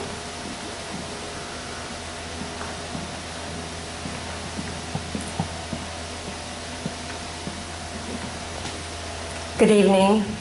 I guess it's no surprise that I would be up here saying a few words. There is a little advantage, though, to coming in. I'm sorry. Oh, sorry. Sharon Sanu. Thank you. If anyone else who comes up who wasn't listed could just identify Yeah, themselves. Sharon Sanu, and I have a junior at the high school. I guess there is a little advantage, though, to after listening to all the different comments, and I will have to say that I do share a lot of the same feelings that both sides have. There's no question that everybody wants our kids to find more sleep where they can. But for example, my daughter got home at 7:30 from varsity field hockey practice. So I wanted to spend about 10 minutes with her, which took me to about 7:45. That's all the time that I've spent with her today. In terms of finding ways to make this package work, I am surprised to have heard that there are considerations to disband the subcommittee within 2 weeks. That's in light of the fact that according to the bus people that the community is sort of using as expertise and roots, they're going to need at least another month, maybe even 2 months. So when you change a policy, you can't really walk away from it at this stage of the game. For Greenwich, I mean, as a whole, whether you were for the policy or not, if you care about all the kids, meaning all kids matter, I would hope that the subcommittee does not disband. There are a lot of still good ideas out there to make this thing work. And when you leave sort of a mess left for the administration to deal with, I think you're being a little disingenuous. Finally, as of June 14th, there was some sort of update from the subcommittee saying that they were still in discussions about a matrix to evaluate the policy. We still haven't seen that matrix yet, so I'm not quite sure how it is that you as a body are evaluating above board what's happening here in our district. Thank you.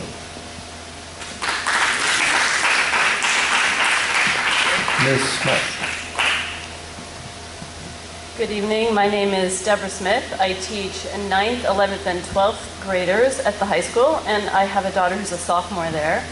I appeared before this board several times last year, speaking in favor of the later start time.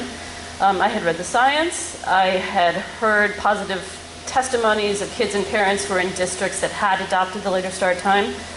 And I had heard my own students talking about the ways that sustained sleep deprivation was getting in the way of their learning and their health. And all of that then, to me, was still theoretical. I had yet to experience it firsthand for myself. So now, even though we're still very early in the school year, I'd like to let you know that I see a difference in the classroom. I see students who are more energized and more awake. And things at home are really different. My own daughter, a 10th grader again, came down to the kitchen earlier this week and announced, unsolicited, I have a chemistry test, first block, and I'm actually going to be awake for it. She's going to bed at the same time, but getting up an hour later, and it's making a big difference. So while I recognize there are traffic frustrations during this period of transition, and I hear parents of athletes, and we need to come up with a more workable plan there. I do feel confident that we've made the right decision based on what I'm seeing in my own students. And so I thank you for supporting this decision, and I feel very excited about the year that lies ahead.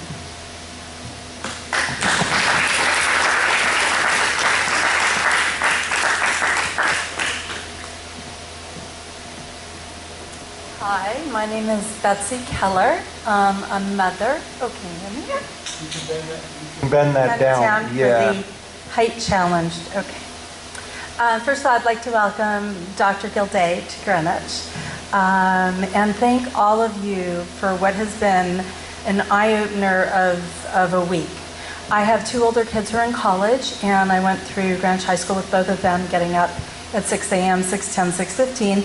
We're in Cos Cob. We don't have a bus, so we drive. But that gave me 15, 20 minutes in the car to really hang out with my kids and see their affects, see their mood, their demeanor of the day.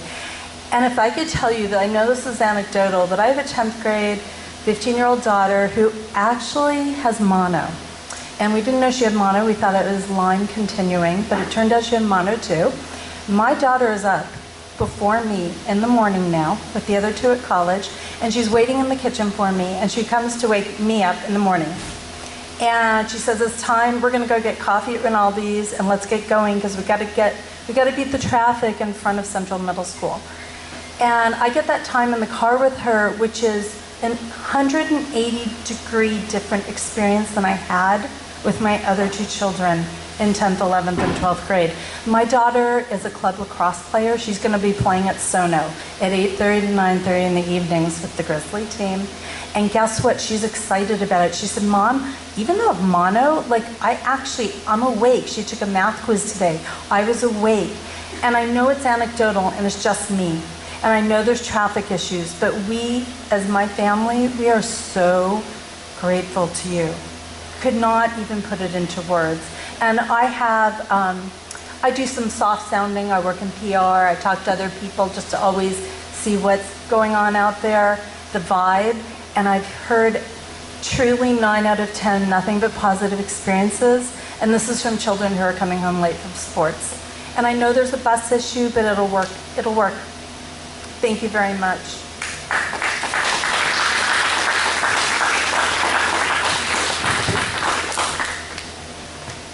Good evening. My name is Richard Camizio, and I have 2 student athletes currently at the high school. And like Abby said, I love the front end of this new start time, and so do my kids. But I believe that this package should have been done with lighting for all the fields at the school. I think that the spirit of competition is an important part of a high school education. And there are many families that are affected by this, according to Abby, 76%, which I didn't know was that much. But I can't stress enough how important the spirit of competition is. And I do think as a community that even if our kids do not participate in sports, that we should care as a community for these kids and these families, because sports is part of a community. People come to watch and spectate all different sporting events, and it is just it will be a big disadvantage for us as a community when we look at our competition and what kind of facilities they have for their athletes. That it is very vital for us to consider finding a way to light up the whole high school. I've only been in town for 5 years, and I cannot begin to imagine how this town became handcuffed by one individual who presents this problem. But I just felt as though, for my friend Abby again, I had to get up here and express my own concerns, and I hope you all take it into consideration. Thank you.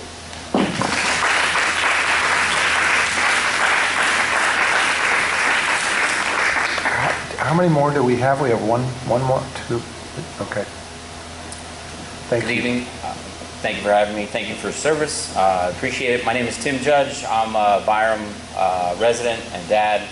I have 2 students at the high school, 1 at the junior high and 2 at New Lebanon. So I took a poll at dinner tonight, and my 2 high school students wanted to go back. They do not like the later start time. One plays the high school football and said he's just getting back later and he has to stay up later to do his homework, and he'd rather get up earlier and do it that way. He doesn't like that. The rest of us have trouble commuting across town to New Lebanon, which we also want a new school over there. But you heard Claire about that. But just to leave it very simply, early to bed, early to rise makes men healthy, wealthy, and wise. You don't get an old saying if it isn't true. So my students want to get up earlier and get on with the day. So that's the poll from my house, and I appreciate your time. Thank you.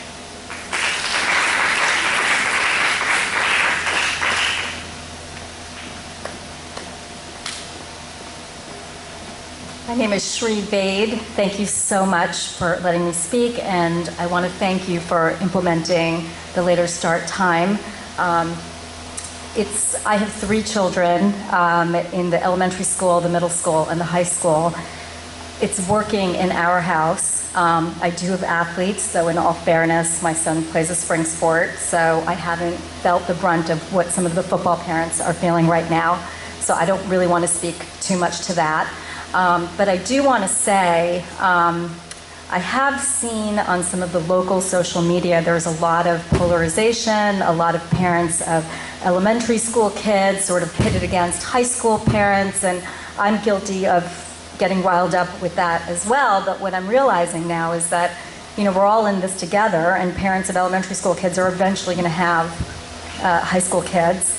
So it's really more of a holistic view to what's good for our kids. There was some talk from some people about daylight and its relationship to depression and whatnot. And I'll have to say that there are certain times of the year when my son sees no daylight. He leaves in the dark and he comes home in the dark. So at least now in the mornings we have guaranteed daylight. But overall, I just want to thank you, and I'm sure that the kinks will get worked out.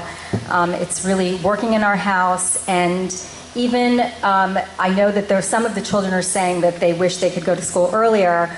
My middle schooler was complaining a little bit, but I'll tell you, she doesn't have circles under her eyes anymore. So sometimes we as parents do know what's better for them than they know themselves. Thank you. With that, we'll close the public hearing. Thank you, everyone, for commenting.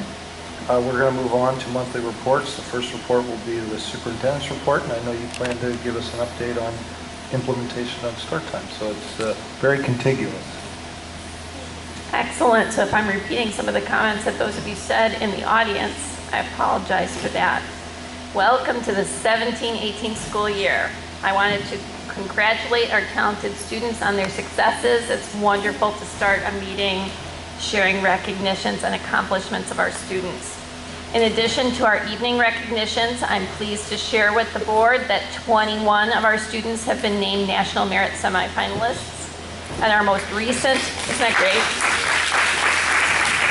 And our most recent ACT results for the 279 students who took that college exam yielded an average ACT score in English of 28, far above the state average of 25.5, math 27.2, far above the state average of 24.6, reading 27.7, above the state average of 25.6, science 26.6, above the state average of 24.6, and finally our composite 27.5, and against the state's 25.2.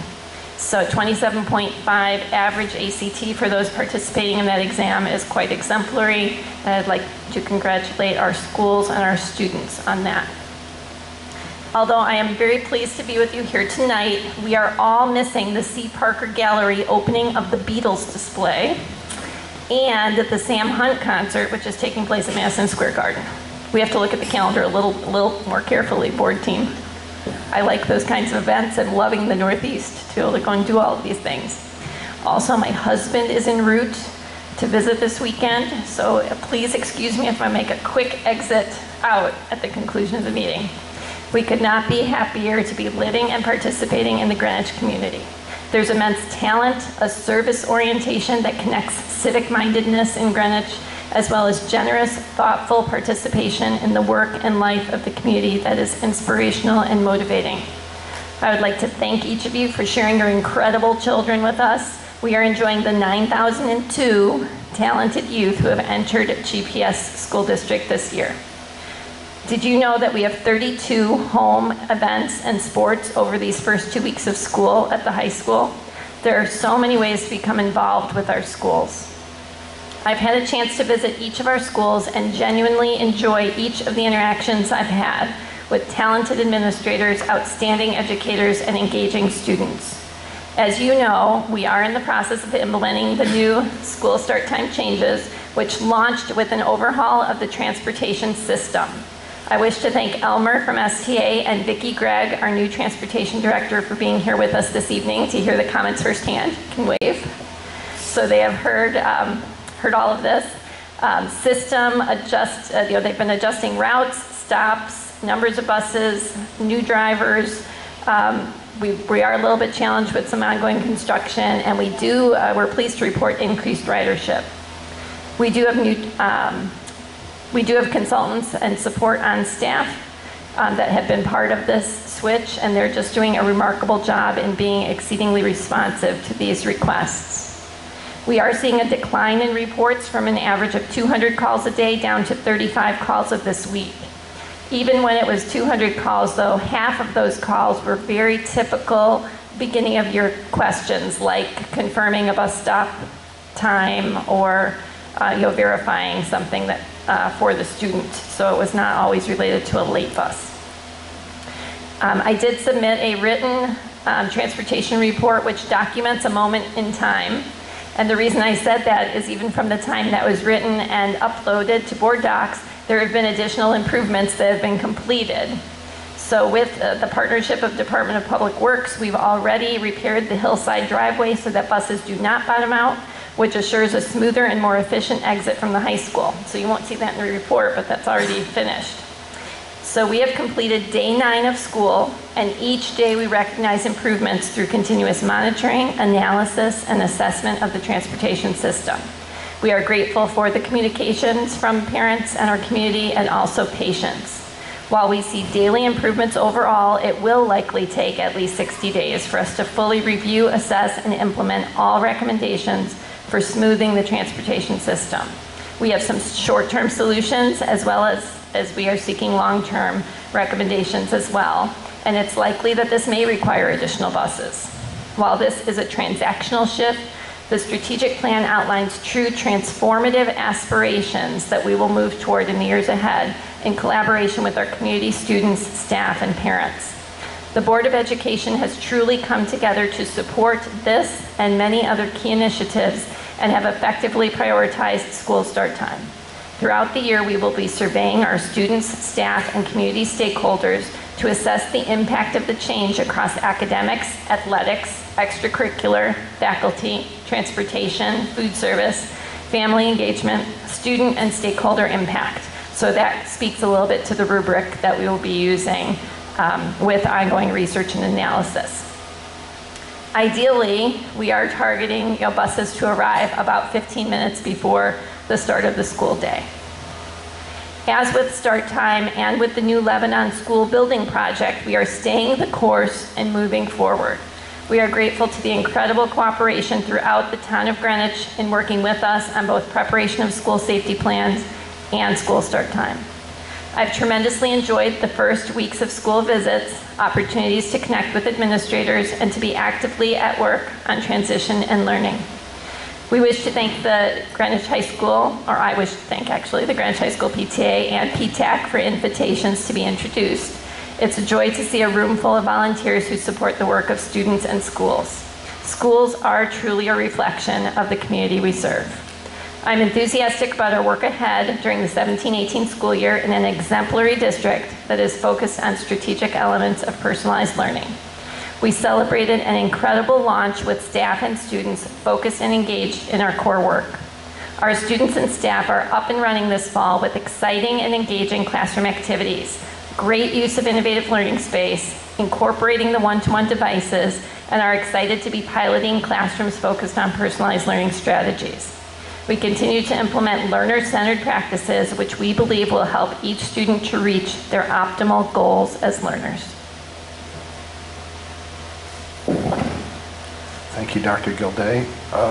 Particularly for the public, thank you very much for the special report that's a written report that's posted on our website about school start time and transportation. It was exceptionally detailed, and for anybody who's interested in understanding or really cares about some of the issues that we faced and how they're being resolved, I think all of us found it incredibly educational. I want to encourage people, particularly Emily and the press, to take a look at that. I think there's some very interesting data and helpful information in it. With that, any questions for Dr. Gilday?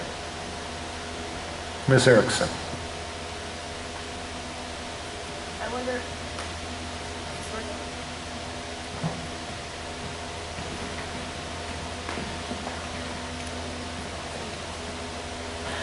I wonder if the superintendent could comment on the plan to implement the school start time. There was some discussion about the disbandment of the school start time ad hoc committee, and my understanding is that that work can now be factored into the administration. But if you could just comment on the plan for that to ensure that all the issues will be addressed. Certainly. So in our subcommittee, or our ad hoc committee meeting today, chaired by Dr. Francis, we went through the purpose and goals of the committee for the year. We will certainly still have a committee for the year. Much of the function will be administrative, obviously, because we're dealing with logistics.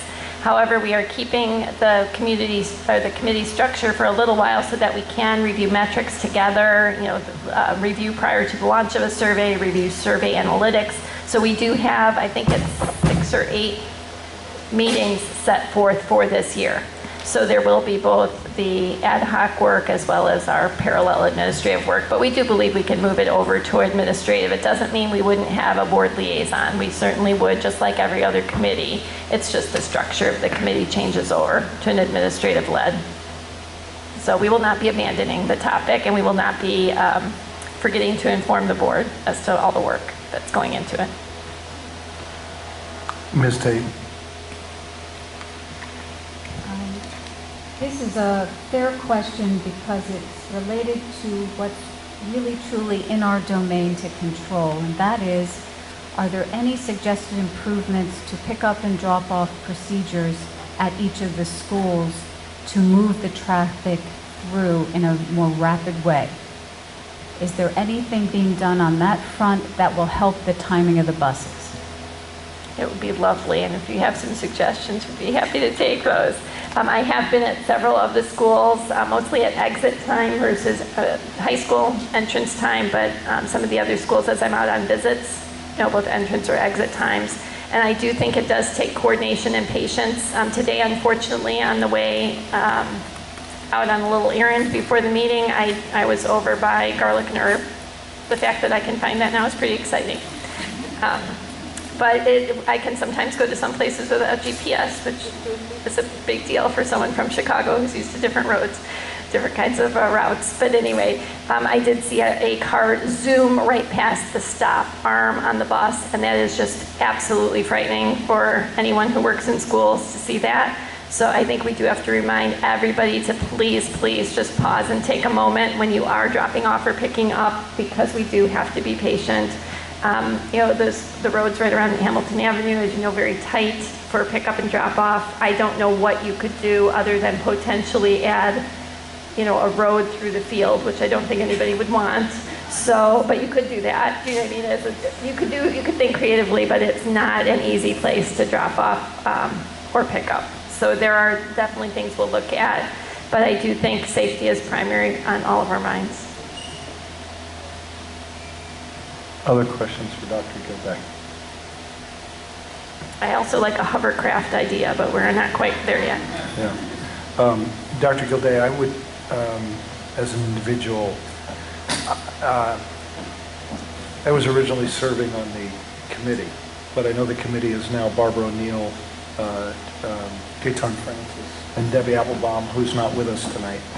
I know there was a lot of work done in athletics. And I know it was, Gus Lundine's best guess about what would happen. It would be helpful, I think, based upon comments tonight, I'd like to get more information about what's transpiring. Because what I heard tonight is not necessarily what I know was expected. And I can understand why parents may think that nothing was planned. I know that they worked for months and months and months on this, but if it's not running to plan, it would be helpful to get some more color on that. That's kind of point one. Point two is, I know we got more than a few emails of parents talking about discussions happening with teachers in their classrooms on this subject. And I think maybe in the next communications, if you want to consider it, I don't know if there's anybody, that seemed to be an issue that we had enough emails on, that it might be helpful in the next communications to maybe reiterate that to parents, what the expectations are for teachers on subjects like this. We addressed that today at committee. Part of those, the athletic questions that you asked are part of the metrics that we're using in our ongoing analysis.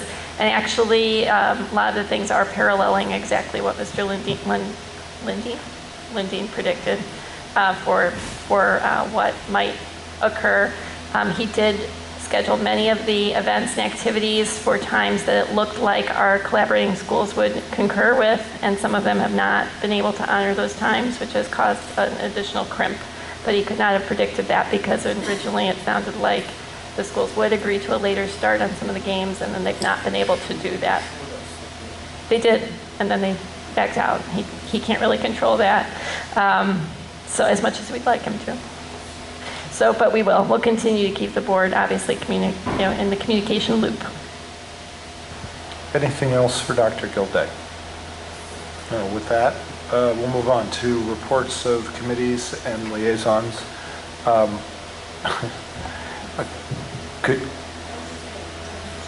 Fine. Yeah, fine. As the chair of the ad hoc school start time committee, the first thing I want to say is that we absolutely as a board are committed to continuing to evaluate this, to look at the outcomes, to work on implementation. I think I speak fairly that every board member is very committed to continuing to do the best we can in this transition. It's normal for us at the year mark on the ad hoc committee to discuss how best to progress with it.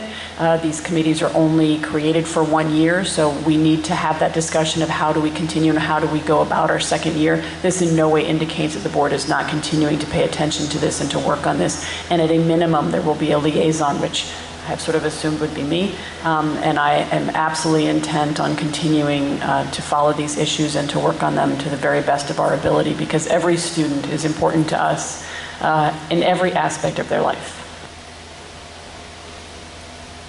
Can I start down at the end? Ms. Erickson? Sure, I'll just summarize. I did send out an email to the board earlier. The Ad Hoc Facilities and Budget Committee had a meeting yesterday.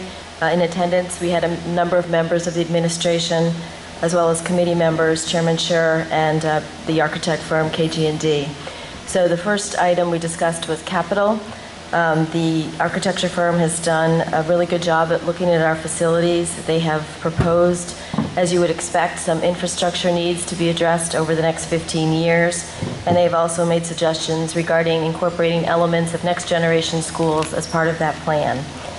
During the agenda planning part of our meeting, I will be making a suggestion on the agenda plan on behalf of the committee. Next, we briefly touched on the enrollment report, which was prepared through our through the architecture firm with a statistician by the name of Dr. Richard Grip, very well known. That enrollment report is posted in board docs on our August 24th meeting. The board has not had a chance to discuss it. It is anticipated it will be part 2 of our enrollment report that we normally get and presented at our November work session. But as Dr. Grip is really wrapping up his work, the time is now for board members to ask their questions on methodology and content. The report is in the process of being updated with the latest enrollment figures for 17-18. But if you do have any questions on the enrollment report, I would ask that you get them to our superintendent by the end of business next Tuesday so they can be addressed, and that just makes our work more efficient. Our next meeting is planned currently for Wednesday, October 4th. Thank you, Mrs. Erickson. Ms. O'Neill, do you have any updates on PGC? If none, that's okay. Just that we had an interesting conversation with CADE, Connecticut Association of Boards of Education, about their system of policies and procedures as compared to ours, and it's an ongoing dialogue that we'll have. And most of the board have heard this discussion either this time or the last time we had it. And if you haven't, we have very detailed notes, thanks to Dr. Gilday, who's amazing. And I'd be glad to meet with anybody who wants to find out what happened during that conversation. It was a really good conversation. So thank you. It's your turn, Lauren. Okay, on behalf of the Negotiations Committee, the LIUNA arbitration has been tentatively scheduled for October 27th, but we still need to confirm that with the union. And the town has opted to enter the state partnership plan for healthcare on October 1st, 2017, as opposed to the required date of July 1st, 2018. And this means of the almost $2.2 million that the town will save, our bargaining units will contribute about $1.25 million to this savings. Ms. Dayton? Reporting as CABE liaison, the state budget, as you know, is in the middle of negotiations. On ECS, there were 3 different ECS formulas proposed, one by the governor, one by the Democrats, one by the Republicans. Each has different weightings. I won't go into the details, but clearly a new formula is in the works. Reporting from the curriculum committee, I want to assure the board that the middle school science goal has been worked on over the summer. The middle school curriculum committee revised the 7th and 8th grade curricula to accurately reflect the NGSS standards, instructional shifts in science and engineering practices, and cross-cutting concepts at each grade. And they include performance expectations for physical sciences, life sciences, earth and space sciences, engineering technology, and applications. And in addition, on August 26th, professional learning was facilitated for middle school teachers, focused on exploring the new units and planning for the September 2017 implementation of the new middle school science curriculum. Additional professional learning is planned in September, March, and April. Thank you. Mr. Bernstein. Given the new LEB is the next discussion item, I'll defer my comments until then. The only update I have for the board is for is two parts. The summer school committee continues its work. We have well-developed draft goals for the regarding summer school. The committee will meet again before the end of the month to review those and refine those. My expectation would be, but it'll be the pleasure of the committee, that they would be finalized in that meeting. The other half of the charge from the board was to take a look and clarify our obligations for extended school year under various federal and state laws and regulations. We have successfully identified someone both from the Connecticut Association of Boards of Education as well as our law firm of Shipman and Goodwin, who will be providing the board education and a review of our obligations under those. So we'll have 2 points of view, which will be helpful rather than just getting one. I would expect that that would be completed and we could report that out to the board as well in the month of October. So when we get to agenda plan, expect that. The other item is, I just want to give an update. Everyone knows that we will have a board retreat on the 23rd of September, which is next Saturday. Just a revision. Instead of us meeting from 8 a.m. To noon, we will need to meet from 9 a.m. to 1, so it'll be exact same amount of time. The facilitator will be, as I indicated in the note today, Nick Caruso from the Connecticut Association of Boards of Education, which is nice because it isn't resulting in any additional cost. It's just using a service we already have, but unfortunately he's coming from another part of the state, so we won't be able to start till 9. So meetings will be posted for that no later than the close of business on Monday, so it's appropriately noticed.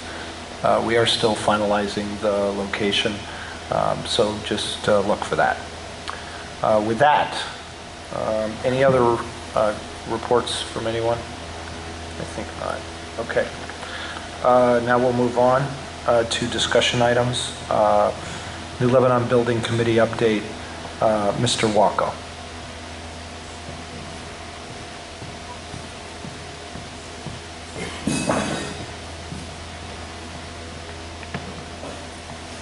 Good evening, Mr. Chairman, members of the Board of Education. Hold on 1 second, I turned that off.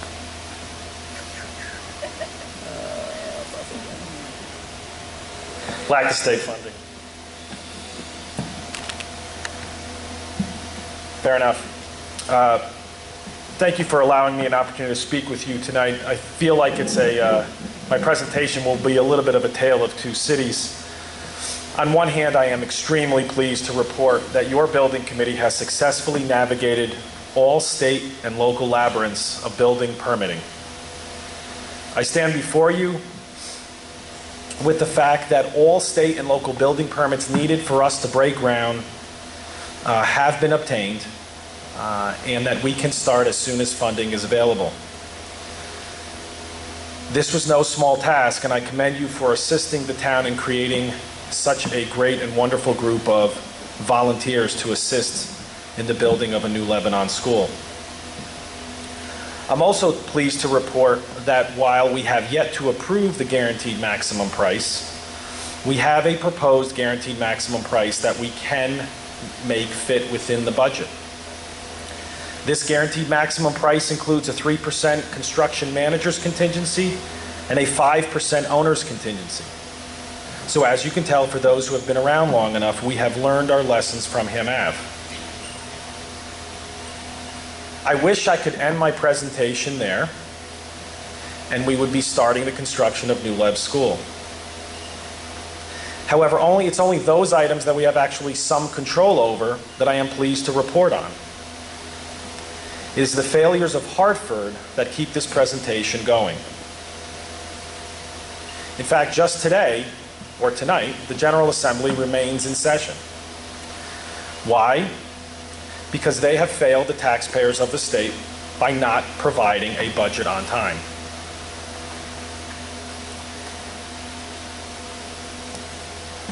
So let me clear up some misconceptions that continue to linger around this project. New Lebanon School is currently too small for the catchment area. So while we say we're in favor of neighborhood schools, we still allow 2 classrooms to be outside of that school in a community center. It is this type of ongoing issue that is also part of this report. We have deadlines, and I'd like to walk through with you some of those deadlines because we are on what we would consider critical paths. There are 28 subcontractors that comprise of the guaranteed maximum price. The original submissions had those bids expiring September 24th. After consulting with our professionals, we asked for an extension knowing sometime in August that the General Assembly was not going to act in a timely fashion, and asked for a 30-day extension as they thought that the probability of the subcontractors extending their bids for 30 days would in fact be acceptable. And it was. So currently we have the subcontractors' bids being extended to October 24th. Now our professionals have also indicated to us that that it is much more problematic to go back to those subcontractors to ask for a further extension, inasmuch as the original bids were already requested for an extended period of time from when we first went out, knowing that we were in any scenario we're going to be caught up in this situation. If we are forced to go out to bid again, if anyone here has done any renovation on your home, you know that time is money, and it is more likely than not that those costs will increase. So what do we do? Well, we're the building committee, and as you know, we just simply build the building that you tell us to build.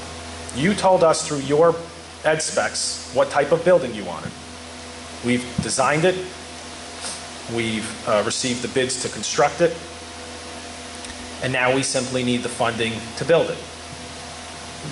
It's fortuitous that I'm here tonight because, in fact, some deadlines that implicate the project are coming. As a Board of Ed, if you sit back and allow this simply to move on as the state has dictated, and the state does not either approve New Leb or simply just doesn't have a budget, it is more likely than not that we will have to rebid the project. In all likelihood, that will lead to a greater or an increased cost in the construction of the project, of no fault of the New Lebanon Building Committee or of any taxpayer in Greenwich.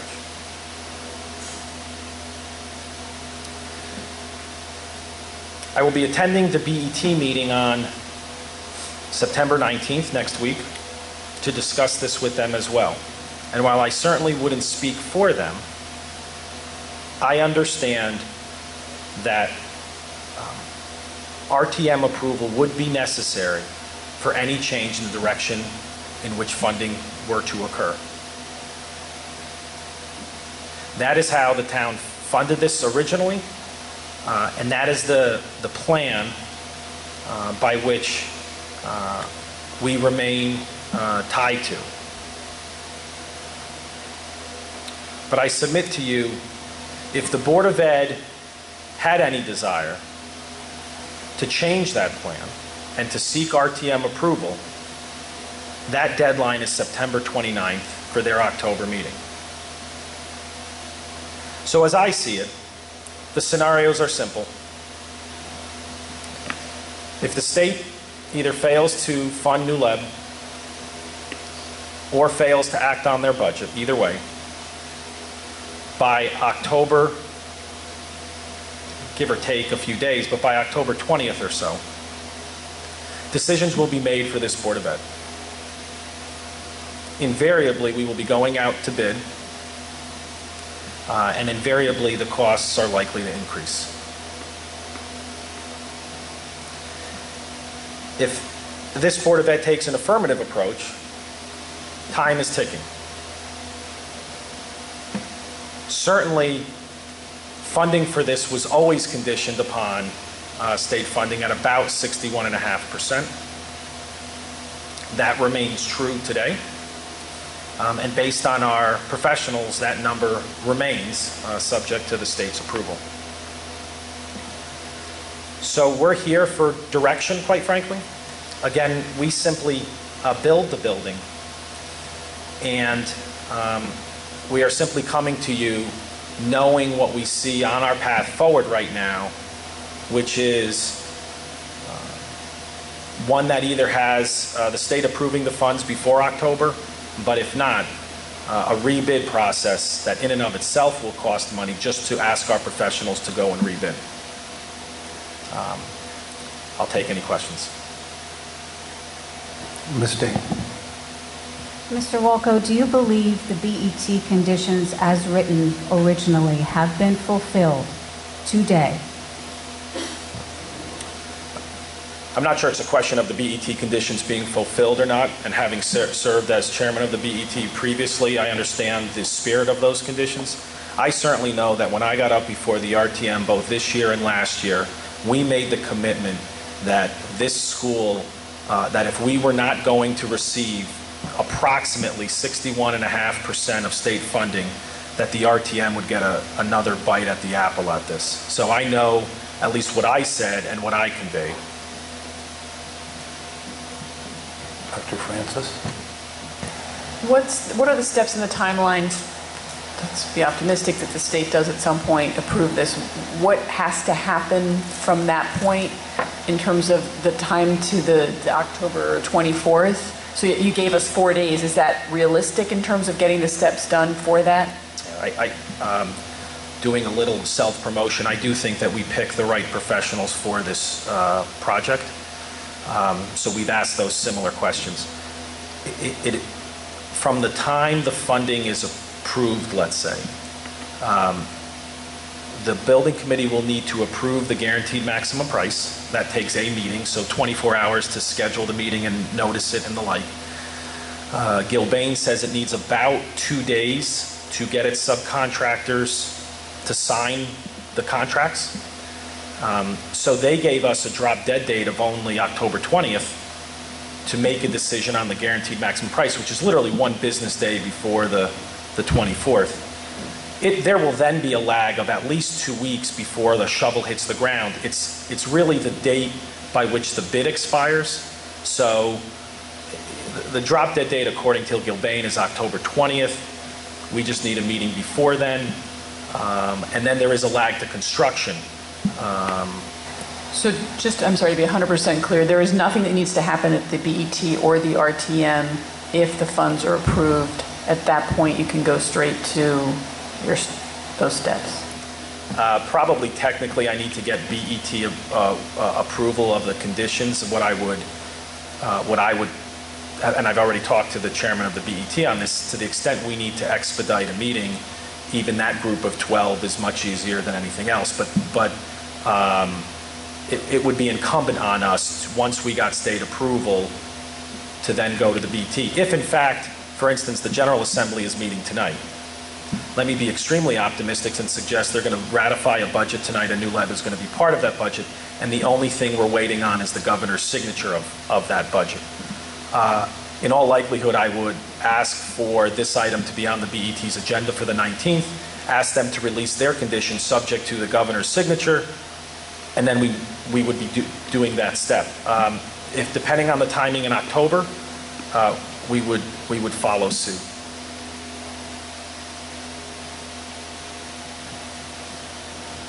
I'm sorry, Ms. Erickson was first.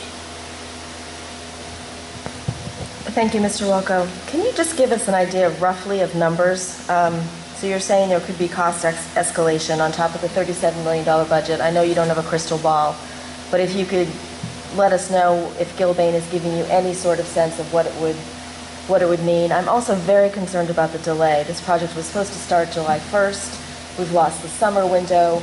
You're talking about mobilization, digging in the winter months. I mean, I'm very concerned about the back end when the kids can move in. So what are the implications of that no October 20th date? So first, and I'm always leery of at least industry standard numbers. Sometimes they work in Greenwich, sometimes they don't. The professionals are indicating a 4% increase. But what we tried to drill down on is a 4% if it was delayed a year, if it was delayed 6 months. I mean, we're now about delayed 2 months already, depending on how you look at the project. So they're looking generically at about a 4% increase, they think. But again, some bids now, knowing what's out there, could go down because it's a more competitive atmosphere of knowing who's going to get a bid.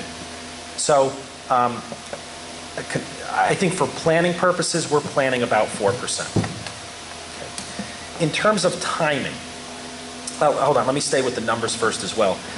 While all of the subcontractors came back and said, hey, we're going to keep our bids, which we were obviously very pleased with, it was the site contractor, so you hit the nail on the head, that said, hey, listen, I'm going to keep my bid, but as part of my contract, I have a I'm going to remind you, I have a winter's condition clause.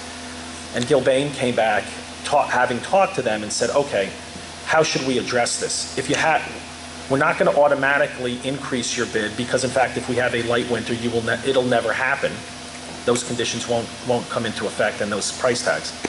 But we're gonna not necessarily pull out, but keep in mind about $75,000 for winter conditions now that there's been this delay. And so the way we have to think about this is, okay, if we want to maintain our contingency at 5%, where does that 75 come from? Do we take it out now? Do we wait and see on some of the add deducts that come later on? So those are just some of the thoughts that we're walking through right now. In terms of a timeline, we just received an updated timeline for what would effectively be a construction start time, let's say end of October, beginning of November timeframe. Again, knowing that our deadline is the 24th. So pulling it all out, we have us going into building occupancy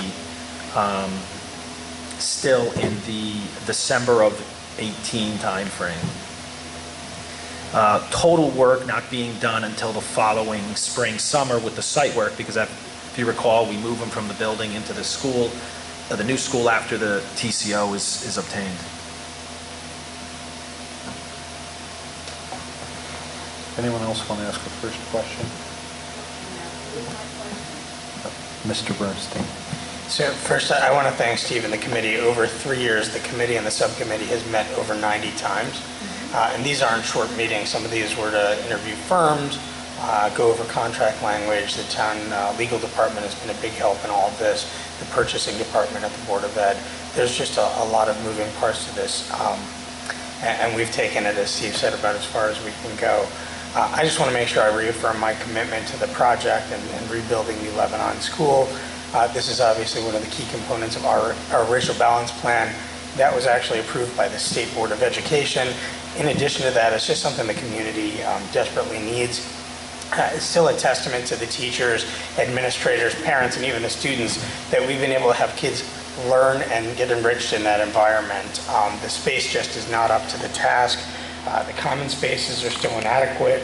We lack enough classrooms for the existing program, and as been mentioned, our kindergarten kids have been out of the building for 4 years. That's just too long. We've met all the requirements for state funding. The RTM's appropriated the money. The BET conditions really technically have been met. Yet here we are waiting on a state budget being held up by a governor who keeps throwing bad money after bad money across the rest of the state, and yet somehow takes offense to our plan under the statute.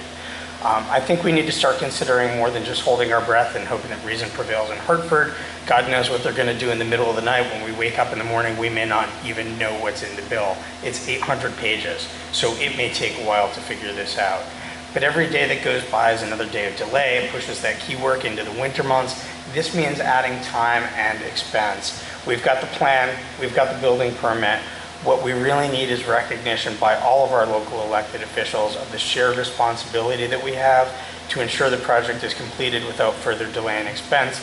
The students are counting on it, and if Hartford doesn't act, I think we as a board may really have to at this point. Dr. Francis. So we have the option, it sounds like, to say we want to move forward and ask the RTM to give us permission to go ahead and break ground and release the funds that are being held without waiting for the state. Is that somebody, one of you guys want to answer that for me? That's my understanding, having been on one other building committee, so I'm by far no expert on this topic. We have met every state and local requirement. We have our conditional building permit. We can break ground. It allows us to break ground. We have our DEEP approval. We have our DAS approval. And as I understand it, the only impediment to breaking ground is the conditions set by the BET and the, again, my comments to the RTM the last 2 budget cycles.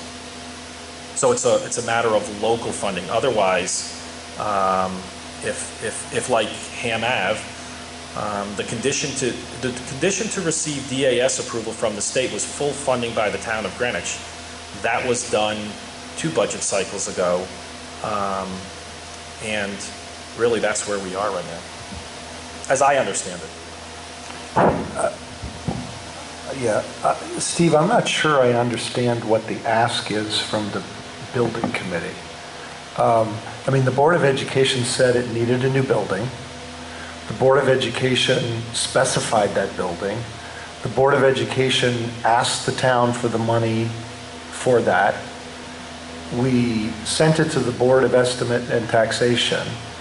The Board of Estimate and Taxation funded the project with a set of conditions. So those conditions seem to be in the hands of the Board of Estimate and Taxation, and then the downstream, I understand, if I hear the argument of the chairman of the Board of Estimate and Taxation, they feel obligated that those conditions were then put into a budget that they submitted to the RTM that was then approved. So I'm not sure I understand what the building committee, you as the chairman, is recommending to this board. Is it that we, what? Because we asked for the building and we told them how much we needed and we gave that to them, and that number, if I just heard your presentation, is still the correct number.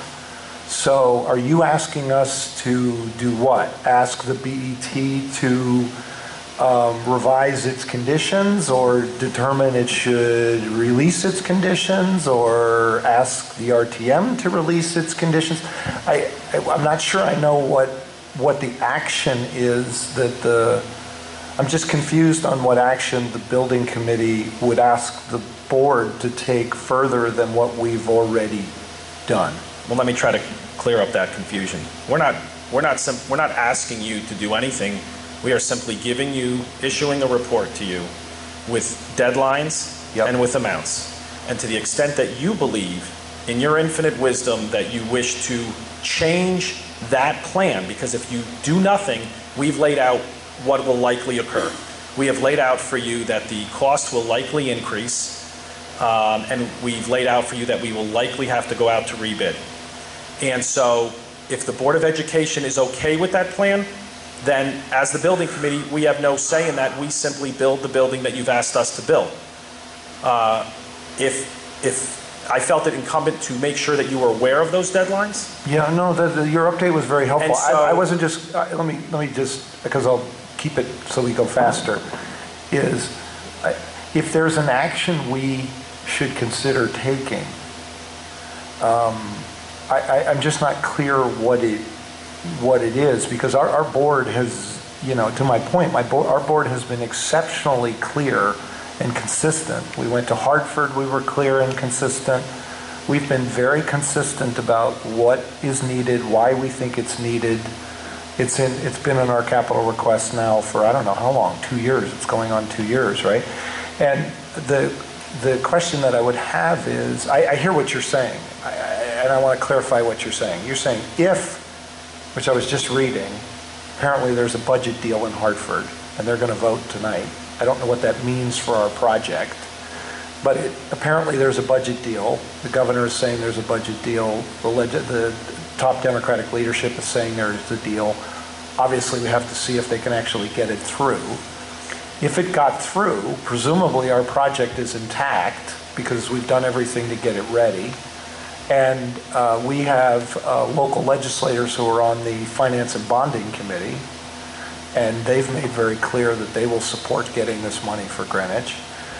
So if this happens tonight, we've got a project that's going to start on schedule. Is that what I heard you just say? I mean, on its current schedule. Right. We're off schedule already. I know we're off schedule. Right. I'm sorry. You can still, if I heard you correctly, and I appreciate the clarification, you could still do the project, assuming we get the sign-offs, we get the governor's letter, all this stuff that would naturally happen. You could still do it within the bids that you have that are set to expire. Correct. Okay. If this deal doesn't happen tonight and our project is disrupted, right, then we have another issue before us. Right? Correct. Okay. So I guess as the building committee, I'm just asking as a member, is there some action we should take tonight, or do we wait to see how this plays out and we take an action, let's say at our very next meeting, if there's some disruption to the schedule? Your update has been remarkably helpful. I know our place in line here, and I know our place, our goal, our only mission, our only scope is to build the building. Yeah. Any action that you take is a policy decision.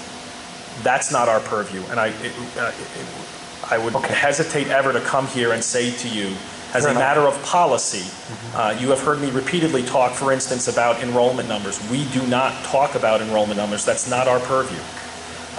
And as a result of that, I don't have a recommendation. I don't have a plan of action. I simply know that if in your scenario, there's no budget, this building, the bids will expire October 24th, and we will go out to rebid, and there's a risk in that. I just want to repeat that. If we don't get this approval this evening from the state, or before October, right, whenever, then we have great risk that you've outlined extensively. We have enormous risk, right? You have a risk of increased project costs. Right. And further delay. And further delay. Right. Which is impacting the kids. Yep, okay. I'm sorry, I saw Ms. Dayton, and then Dr. Francis, and then Ms. O'Neill.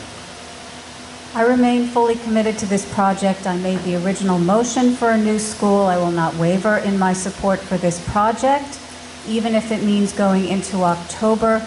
I do not think that we should take any action in a new direction tonight, and I ask the rest of the board to stand with me and support New Lebanon School in its original design for new construction. Dr. Francis. I guess I'm on the path of, I've got the September 29th date here, which is what I believe you said, if we're going to try and get our town to say we can't wait anymore for the state, that's the date you think we need to get to the RTM to avoid having to rebid. Did I understand that correctly? I do.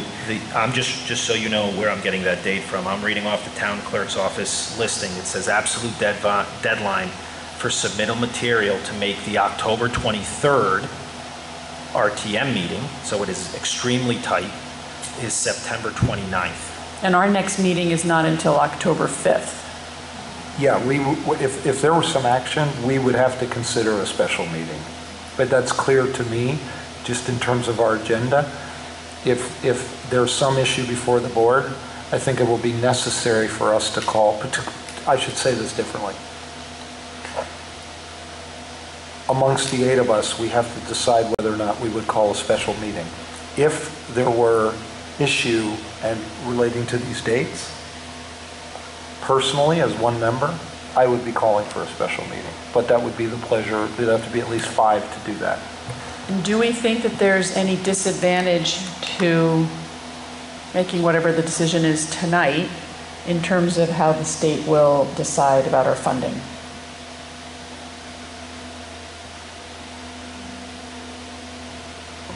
I don't know what, that's why I'm asking the question. What's the action that's proposed that we would take?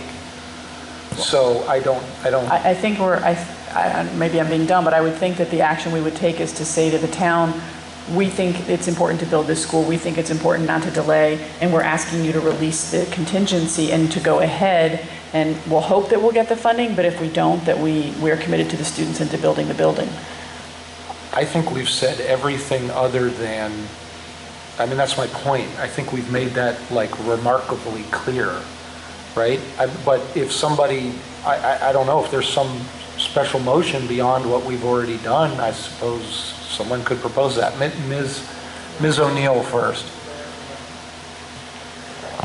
I really think if they're this close to a budget deal in Hartford, that we owe it to ourselves to wait it out the evening and entertain the possibility of calling a special meeting when we know more.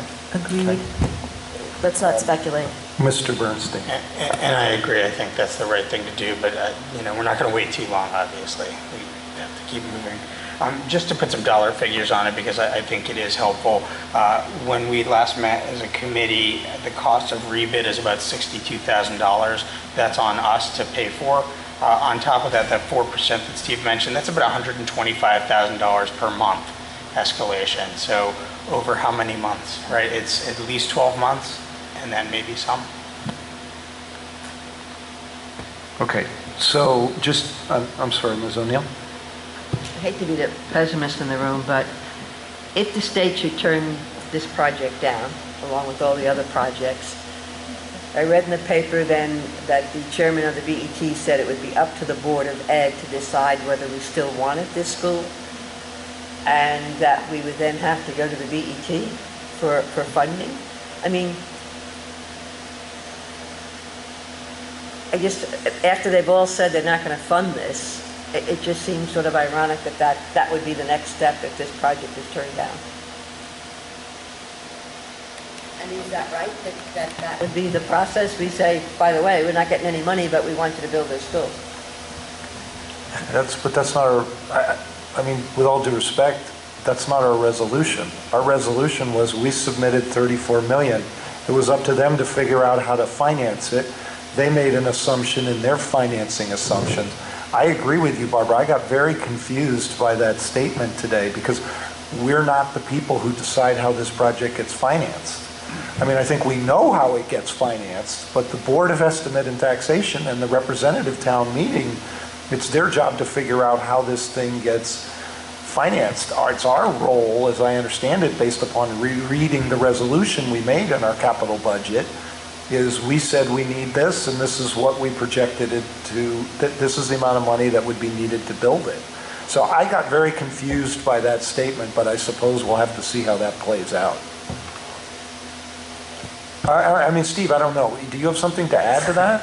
I mean, you were a former chairman of the BT. Does this make any sense to you?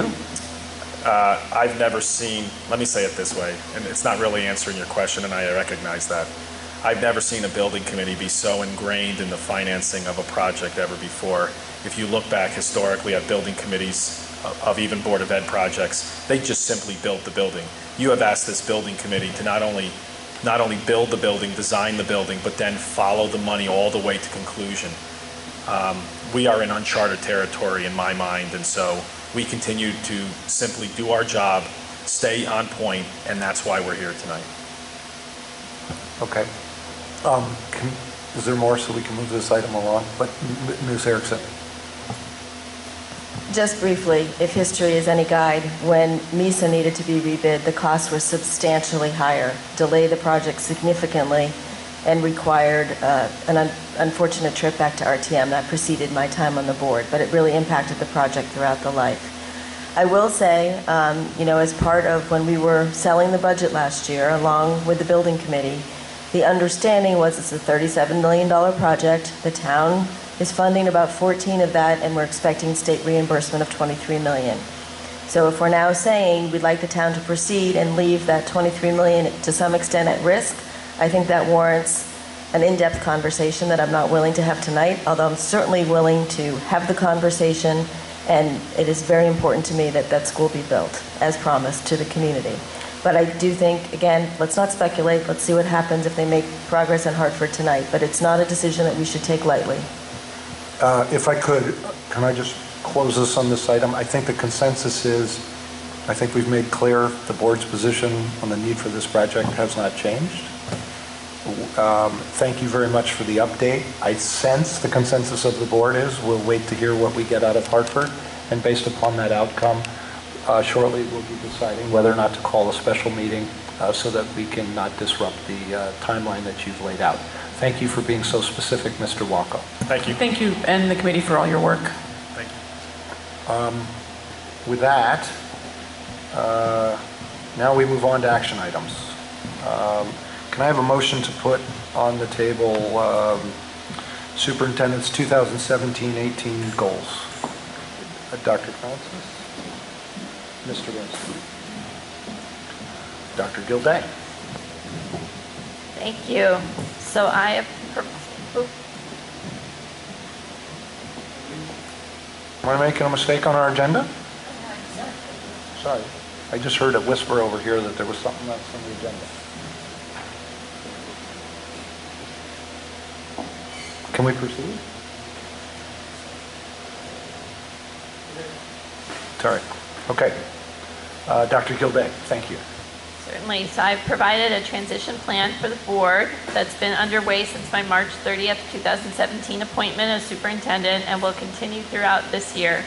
The board transition goals permit me to learn and recognize the district and school cultures here in Greenwich, to review strategic planning with an eye toward continued focus on best practice learning and operational strategies, to assess the state of the school district, including core approaches to teaching, learning, operations, business systems, business and finance, reviewing audits, evaluations, and reviews to take timely action for improvement, and to focus organizational efforts and align resources to ensure all students are provided a world-class education that will prepare them to be life, college, and global workforce ready.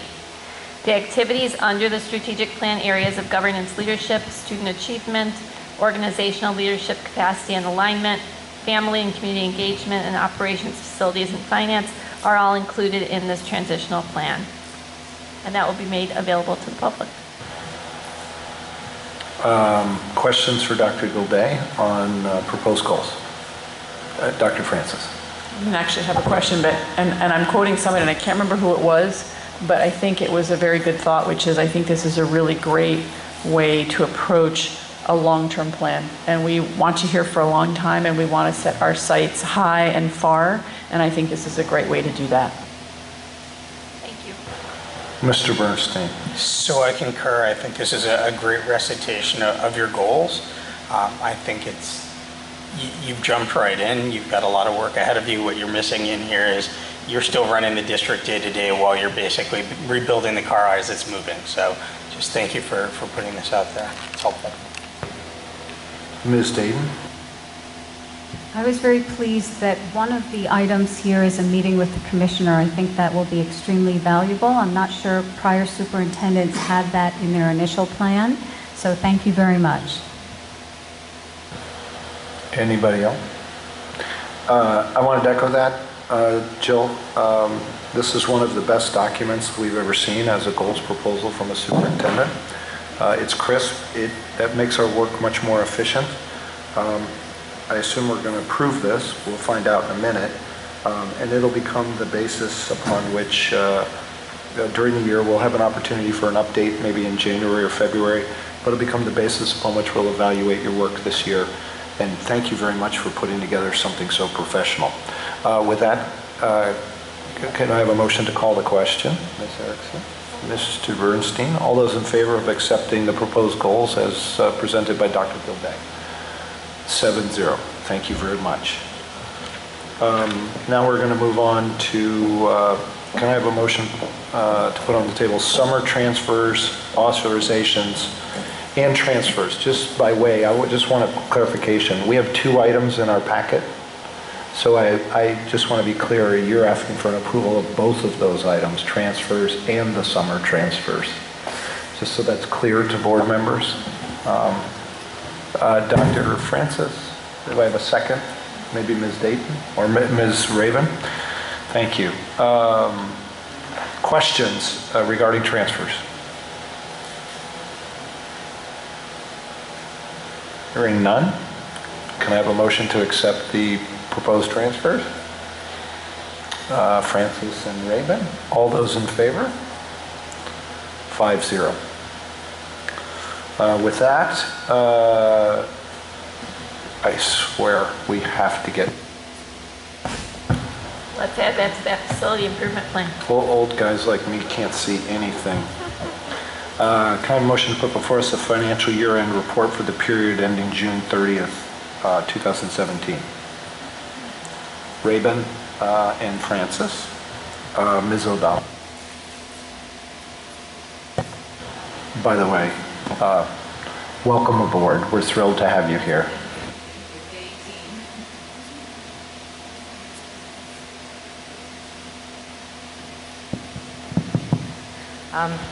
So the financial report for year-end 17 was submitted for your review and approval. There were some questions, comments that I just wanted to quickly respond to, if I could. There was a question about the grants. So there are 2 schedules in the report.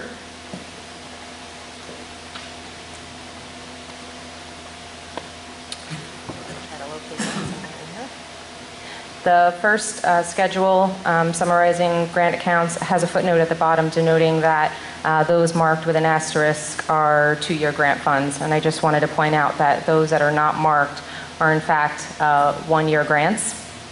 Will not be renewing beyond this year. The second schedule shows those funds which were carried over and are in their 2nd year. And so going forward, we'll update the footnote just to be a little clearer there. I just also wanted to clarify on the capital improvement schedule that this report, because it's a year-end report, reflects data or attempted to reflect data as it stood on June 30th. So we did make significant progress on some of these capital projects that may not be reflected here in the report. Are there any other questions that I can answer about the report? Ms. Erickson. I would just note, thank you for that clarification, Laura, because I do think there's more progress than indicated on this report. I did attend the BET Budget Committee hearing the other night, or meeting along with Jennifer Dayton, and it's clear that one of their focuses, as it has been in the past, is to clear out the backlog. So I think it's important that we show substantial completion to the projects and a plan to complete the projects within a specified period of time. I don't know what the process is, but I know there's at least one project that's quote-unquote being abandoned because we are doing something different with Learning Commons. So I think it's lighting at Eastern Middle School. I think it's less than $40,000, but if there's a formal process where we return that money because that project is not going to be done in that form, I think we should do that to help clear out the backlog.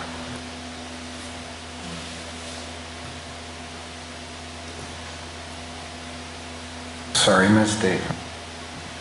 This isn't a question, but it's an insight. I was excited to see that digital learning is actually reducing expenses in instructional materials, and it's sharply defined for the first time, and I think the board can really see that there are efficiencies to be had from digital learning, apart from the tremendous learning gains that our students are seeing.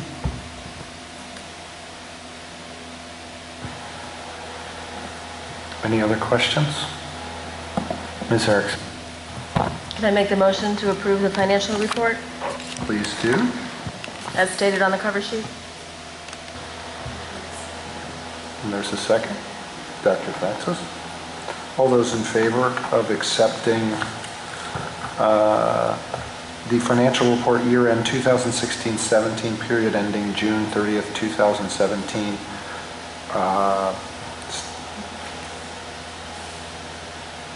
7-0. That's accepted. Excellent. Moving along. Now we're at agenda plan. I'd like to recognize at the beginning of the agenda plan, Ms. Erickson. So on the behalf of the committee, we did not take a vote, but it was the sense of our committee members after having a pretty extensive and productive discussion with the consultants and with our new COO that we would benefit from having more time to prepare our 18-19 capital plan. So the proposal I have is to move the capital plan discussion and vote, which generally take place at the October work session and the October regular meeting, respectively, to move the discussion to the November 27th budget hearing and have the vote be part of the December regular meeting, with the caveat that KG&D is still planning to attend our October 5th work session in order to present a facilities assessment report, which is where we are currently. And Dr. Kildea, I'm going to ask you to confirm this, is I believe they're also planning to attend, if we want them, the October regular meeting to have a deeper discussion about next generation schools. At that point, they will have completed some community focus groups with stakeholders, and they wanted to have the time to incorporate that feedback. We also recognized during our conversation that while we all anticipate and expected infrastructure needs to be mapped out for us in this master capital plan, we need to do a better job of having a public dialogue to talk about next generation schools. What does that mean to really prepare the community for the ask that we will be given, or the ask that we will. I was speaking to Ms. Eves tonight just on dates, and she indicated that generally the superintendent's report with a presentation, which happens at that first budget hearing, I think it's November 7th, I may have that date wrong, generally includes the capital as well. Ideally, we just push that off to November 27th. Okay, let me just, because there were about 4 moving parts in that, so if I could just, for the terminally slow like me, currently, just as a reminder, our capital plan, master plan update is currently on schedule for our work session on October 5. That would be deferred, but it would become an update on next generation classrooms, right? On October 5th is facilities assessment report. I'm sorry, facilities assessment report. Okay, so that, the time stays, the item changes. Okay. On 10/19, we were supposed to take a preliminary vote on our capital plan. That would be deferred. Yes? So, I'm sorry, that would not be on the 19th. The proposed capital budget for 2017-18 would be presented at the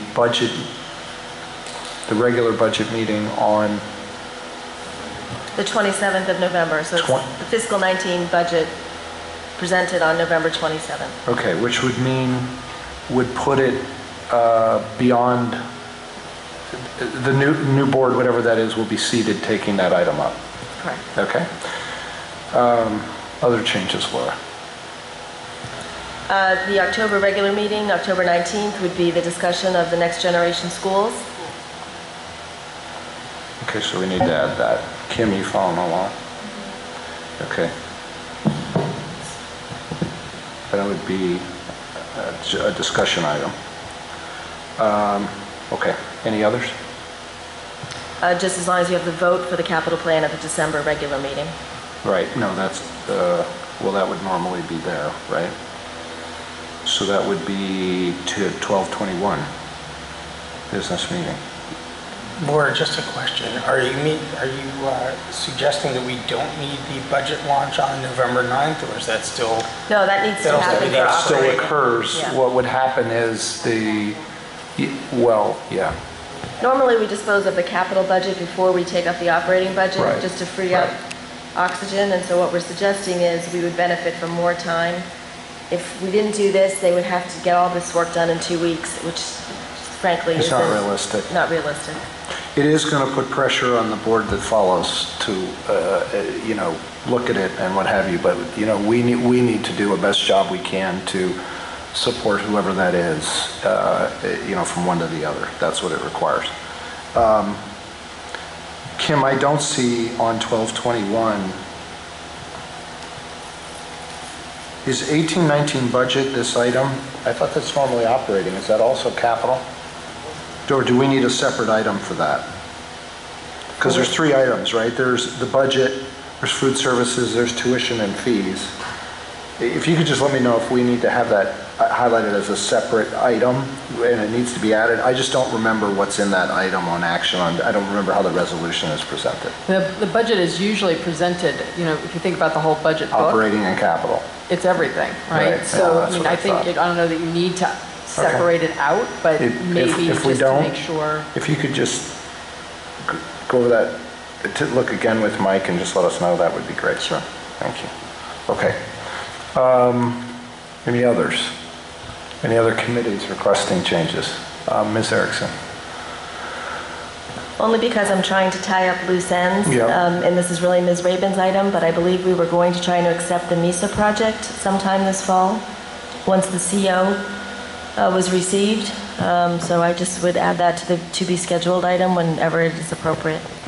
Hey, could I ask about that? Because there has been a lot of discussion from the Board of Estimate and Taxation to formally finalize any outstanding projects we have. Of course, they're focused on it from a finance perspective.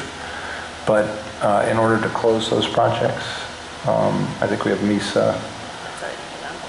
Right. Is that, when can we do that? Logically.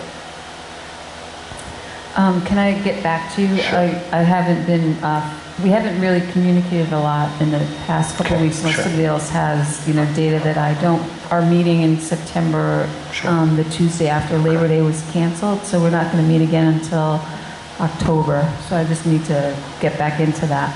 Okay. All right. The only other items I'd like to talk about is at some point we have to do a formal review of committees that are reaching their year-long. So if you don't mind, I'm just calling your attention. I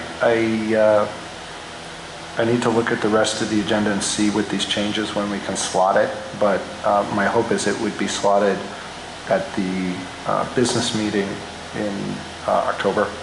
It should be perfunctory, but we're required to do it under our policies, and there's a couple committees that we just have to do. There may be no changes, but we need to have that action.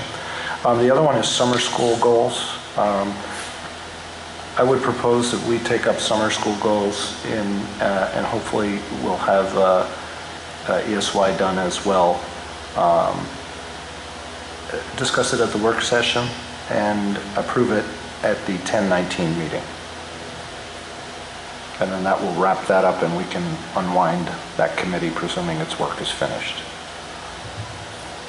Any objection to that? Okay. Peter, can I just clarify, because last meeting we added it to the November meetings. So Did we? I saw it as still open. You did, but then it can stay in November. It can stay in November. I'm just trying to dispose of it. I didn't see it. Ah, there it is. Thank you. Thank you. Fine. We'll leave it where it is, unless somebody wants to get rid of it earlier. The only other thing that is still out there, or there are 2 items that are out there. One item that's out there is we have work to do as a board as it relates to the monitoring report that we took up in last meeting about career and tech ed. There's some work we have to do, so we will have to find a time to schedule that. If you don't mind, I'm going to try to consult with Jill and see when the right time is, but I want to put that on everybody's radar. It would be great if we could dispose of that in October or November. The only other thing that's out there is you might have recalled that we used to get a report and it needed to be scheduled and it related to digital learning environment. It is rescheduled, but it isn't rescheduled, is it, Kim? Is it rescheduled? It's a TBD, to be scheduled. October 9th. Okay, and is the administration going to be ready with that one? Okay, good. Then that one's disposed of. With that, can I have a motion to accept the revised, I'm sorry, Ms. O'Neill. But on the October 5th, it's a work session. I was wondering if we could put in a discussion of K policies transition. Okay, will you guys be ready by then? Because it's going to be a pretty meaty item. Yes, I think we will be, but I think we'll be able to make it a really simple discussion. Okay, because you guys have your first read of graduation requirements on that day. That we probably won't have. Oh boy. But we'll see. If it is, it'll only be, if we're not ready, it'll only be moved off for one meeting. Because we need 3 meetings. We need. Well, you know, that's. Unless someone chose to propose Well, to we could bring up suspend. the motion again next time about whether we can approve a policy in 2 meetings rather than 3, which is 2 is pretty much the standard for most districts. We have traditionally discussed revisions to policy governance in retreat. Is that a better place to have the first discussion? And then when we bring it for business, it's a little bit more ready for prime time? I'm thinking about how not to, because it's probably a meaty item, and I'm just thinking about our agenda, the efficiency of our agenda. So you want to have a discussion of K policy at the September retreat? Is that what you're suggesting? Yeah, I think, well, I'm wondering if we need to have that preliminary there, and, because that's really the meeting where we're talking about the effectiveness of the board. We already have that item. We already have how to make the board more efficient. Seems like this item fits pretty solidly to that. Sure, that's fine. And then why don't we plan to schedule it, but let's be sure we've had anyone So if we have from a discussion on the 28th and then the meeting's on the 5th? Yeah, 23rd, and then 23rd, right. yes. Please don't scare me. And then and then we would put a placeholder to have that, Kim, on the 5th. On the 5th, okay. Yeah, but it'll be we'll have a meaty discussion about it in the retreat. Okay, anything else? No. With that, can I have a motion to accept the agenda plan as amended? To the degree there were amendments. Yeah, I'm sorry. Dr. Francis, Mr. Bernstein was the second. All those in favor? 7-0.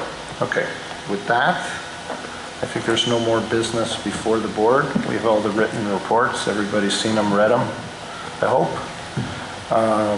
One reminder, again, I just want to reinforce Ms. Erickson for the board as a reminder. The enrollment report is contingent upon a lot that we will see discuss next month is very much tied to Dr. Gripp's report. It's primarily tied to Gripp's report. So please make a point if you have questions by close of business Tuesday. Get your questions in to Dr. Gilday. If not, they'll move along. With that, can I, Mr. Bernstein? Move to adjourn. All those in favor? 7-0. Thank you. Who was it? I'll second. I'm not supposed to, but I will. Thank you.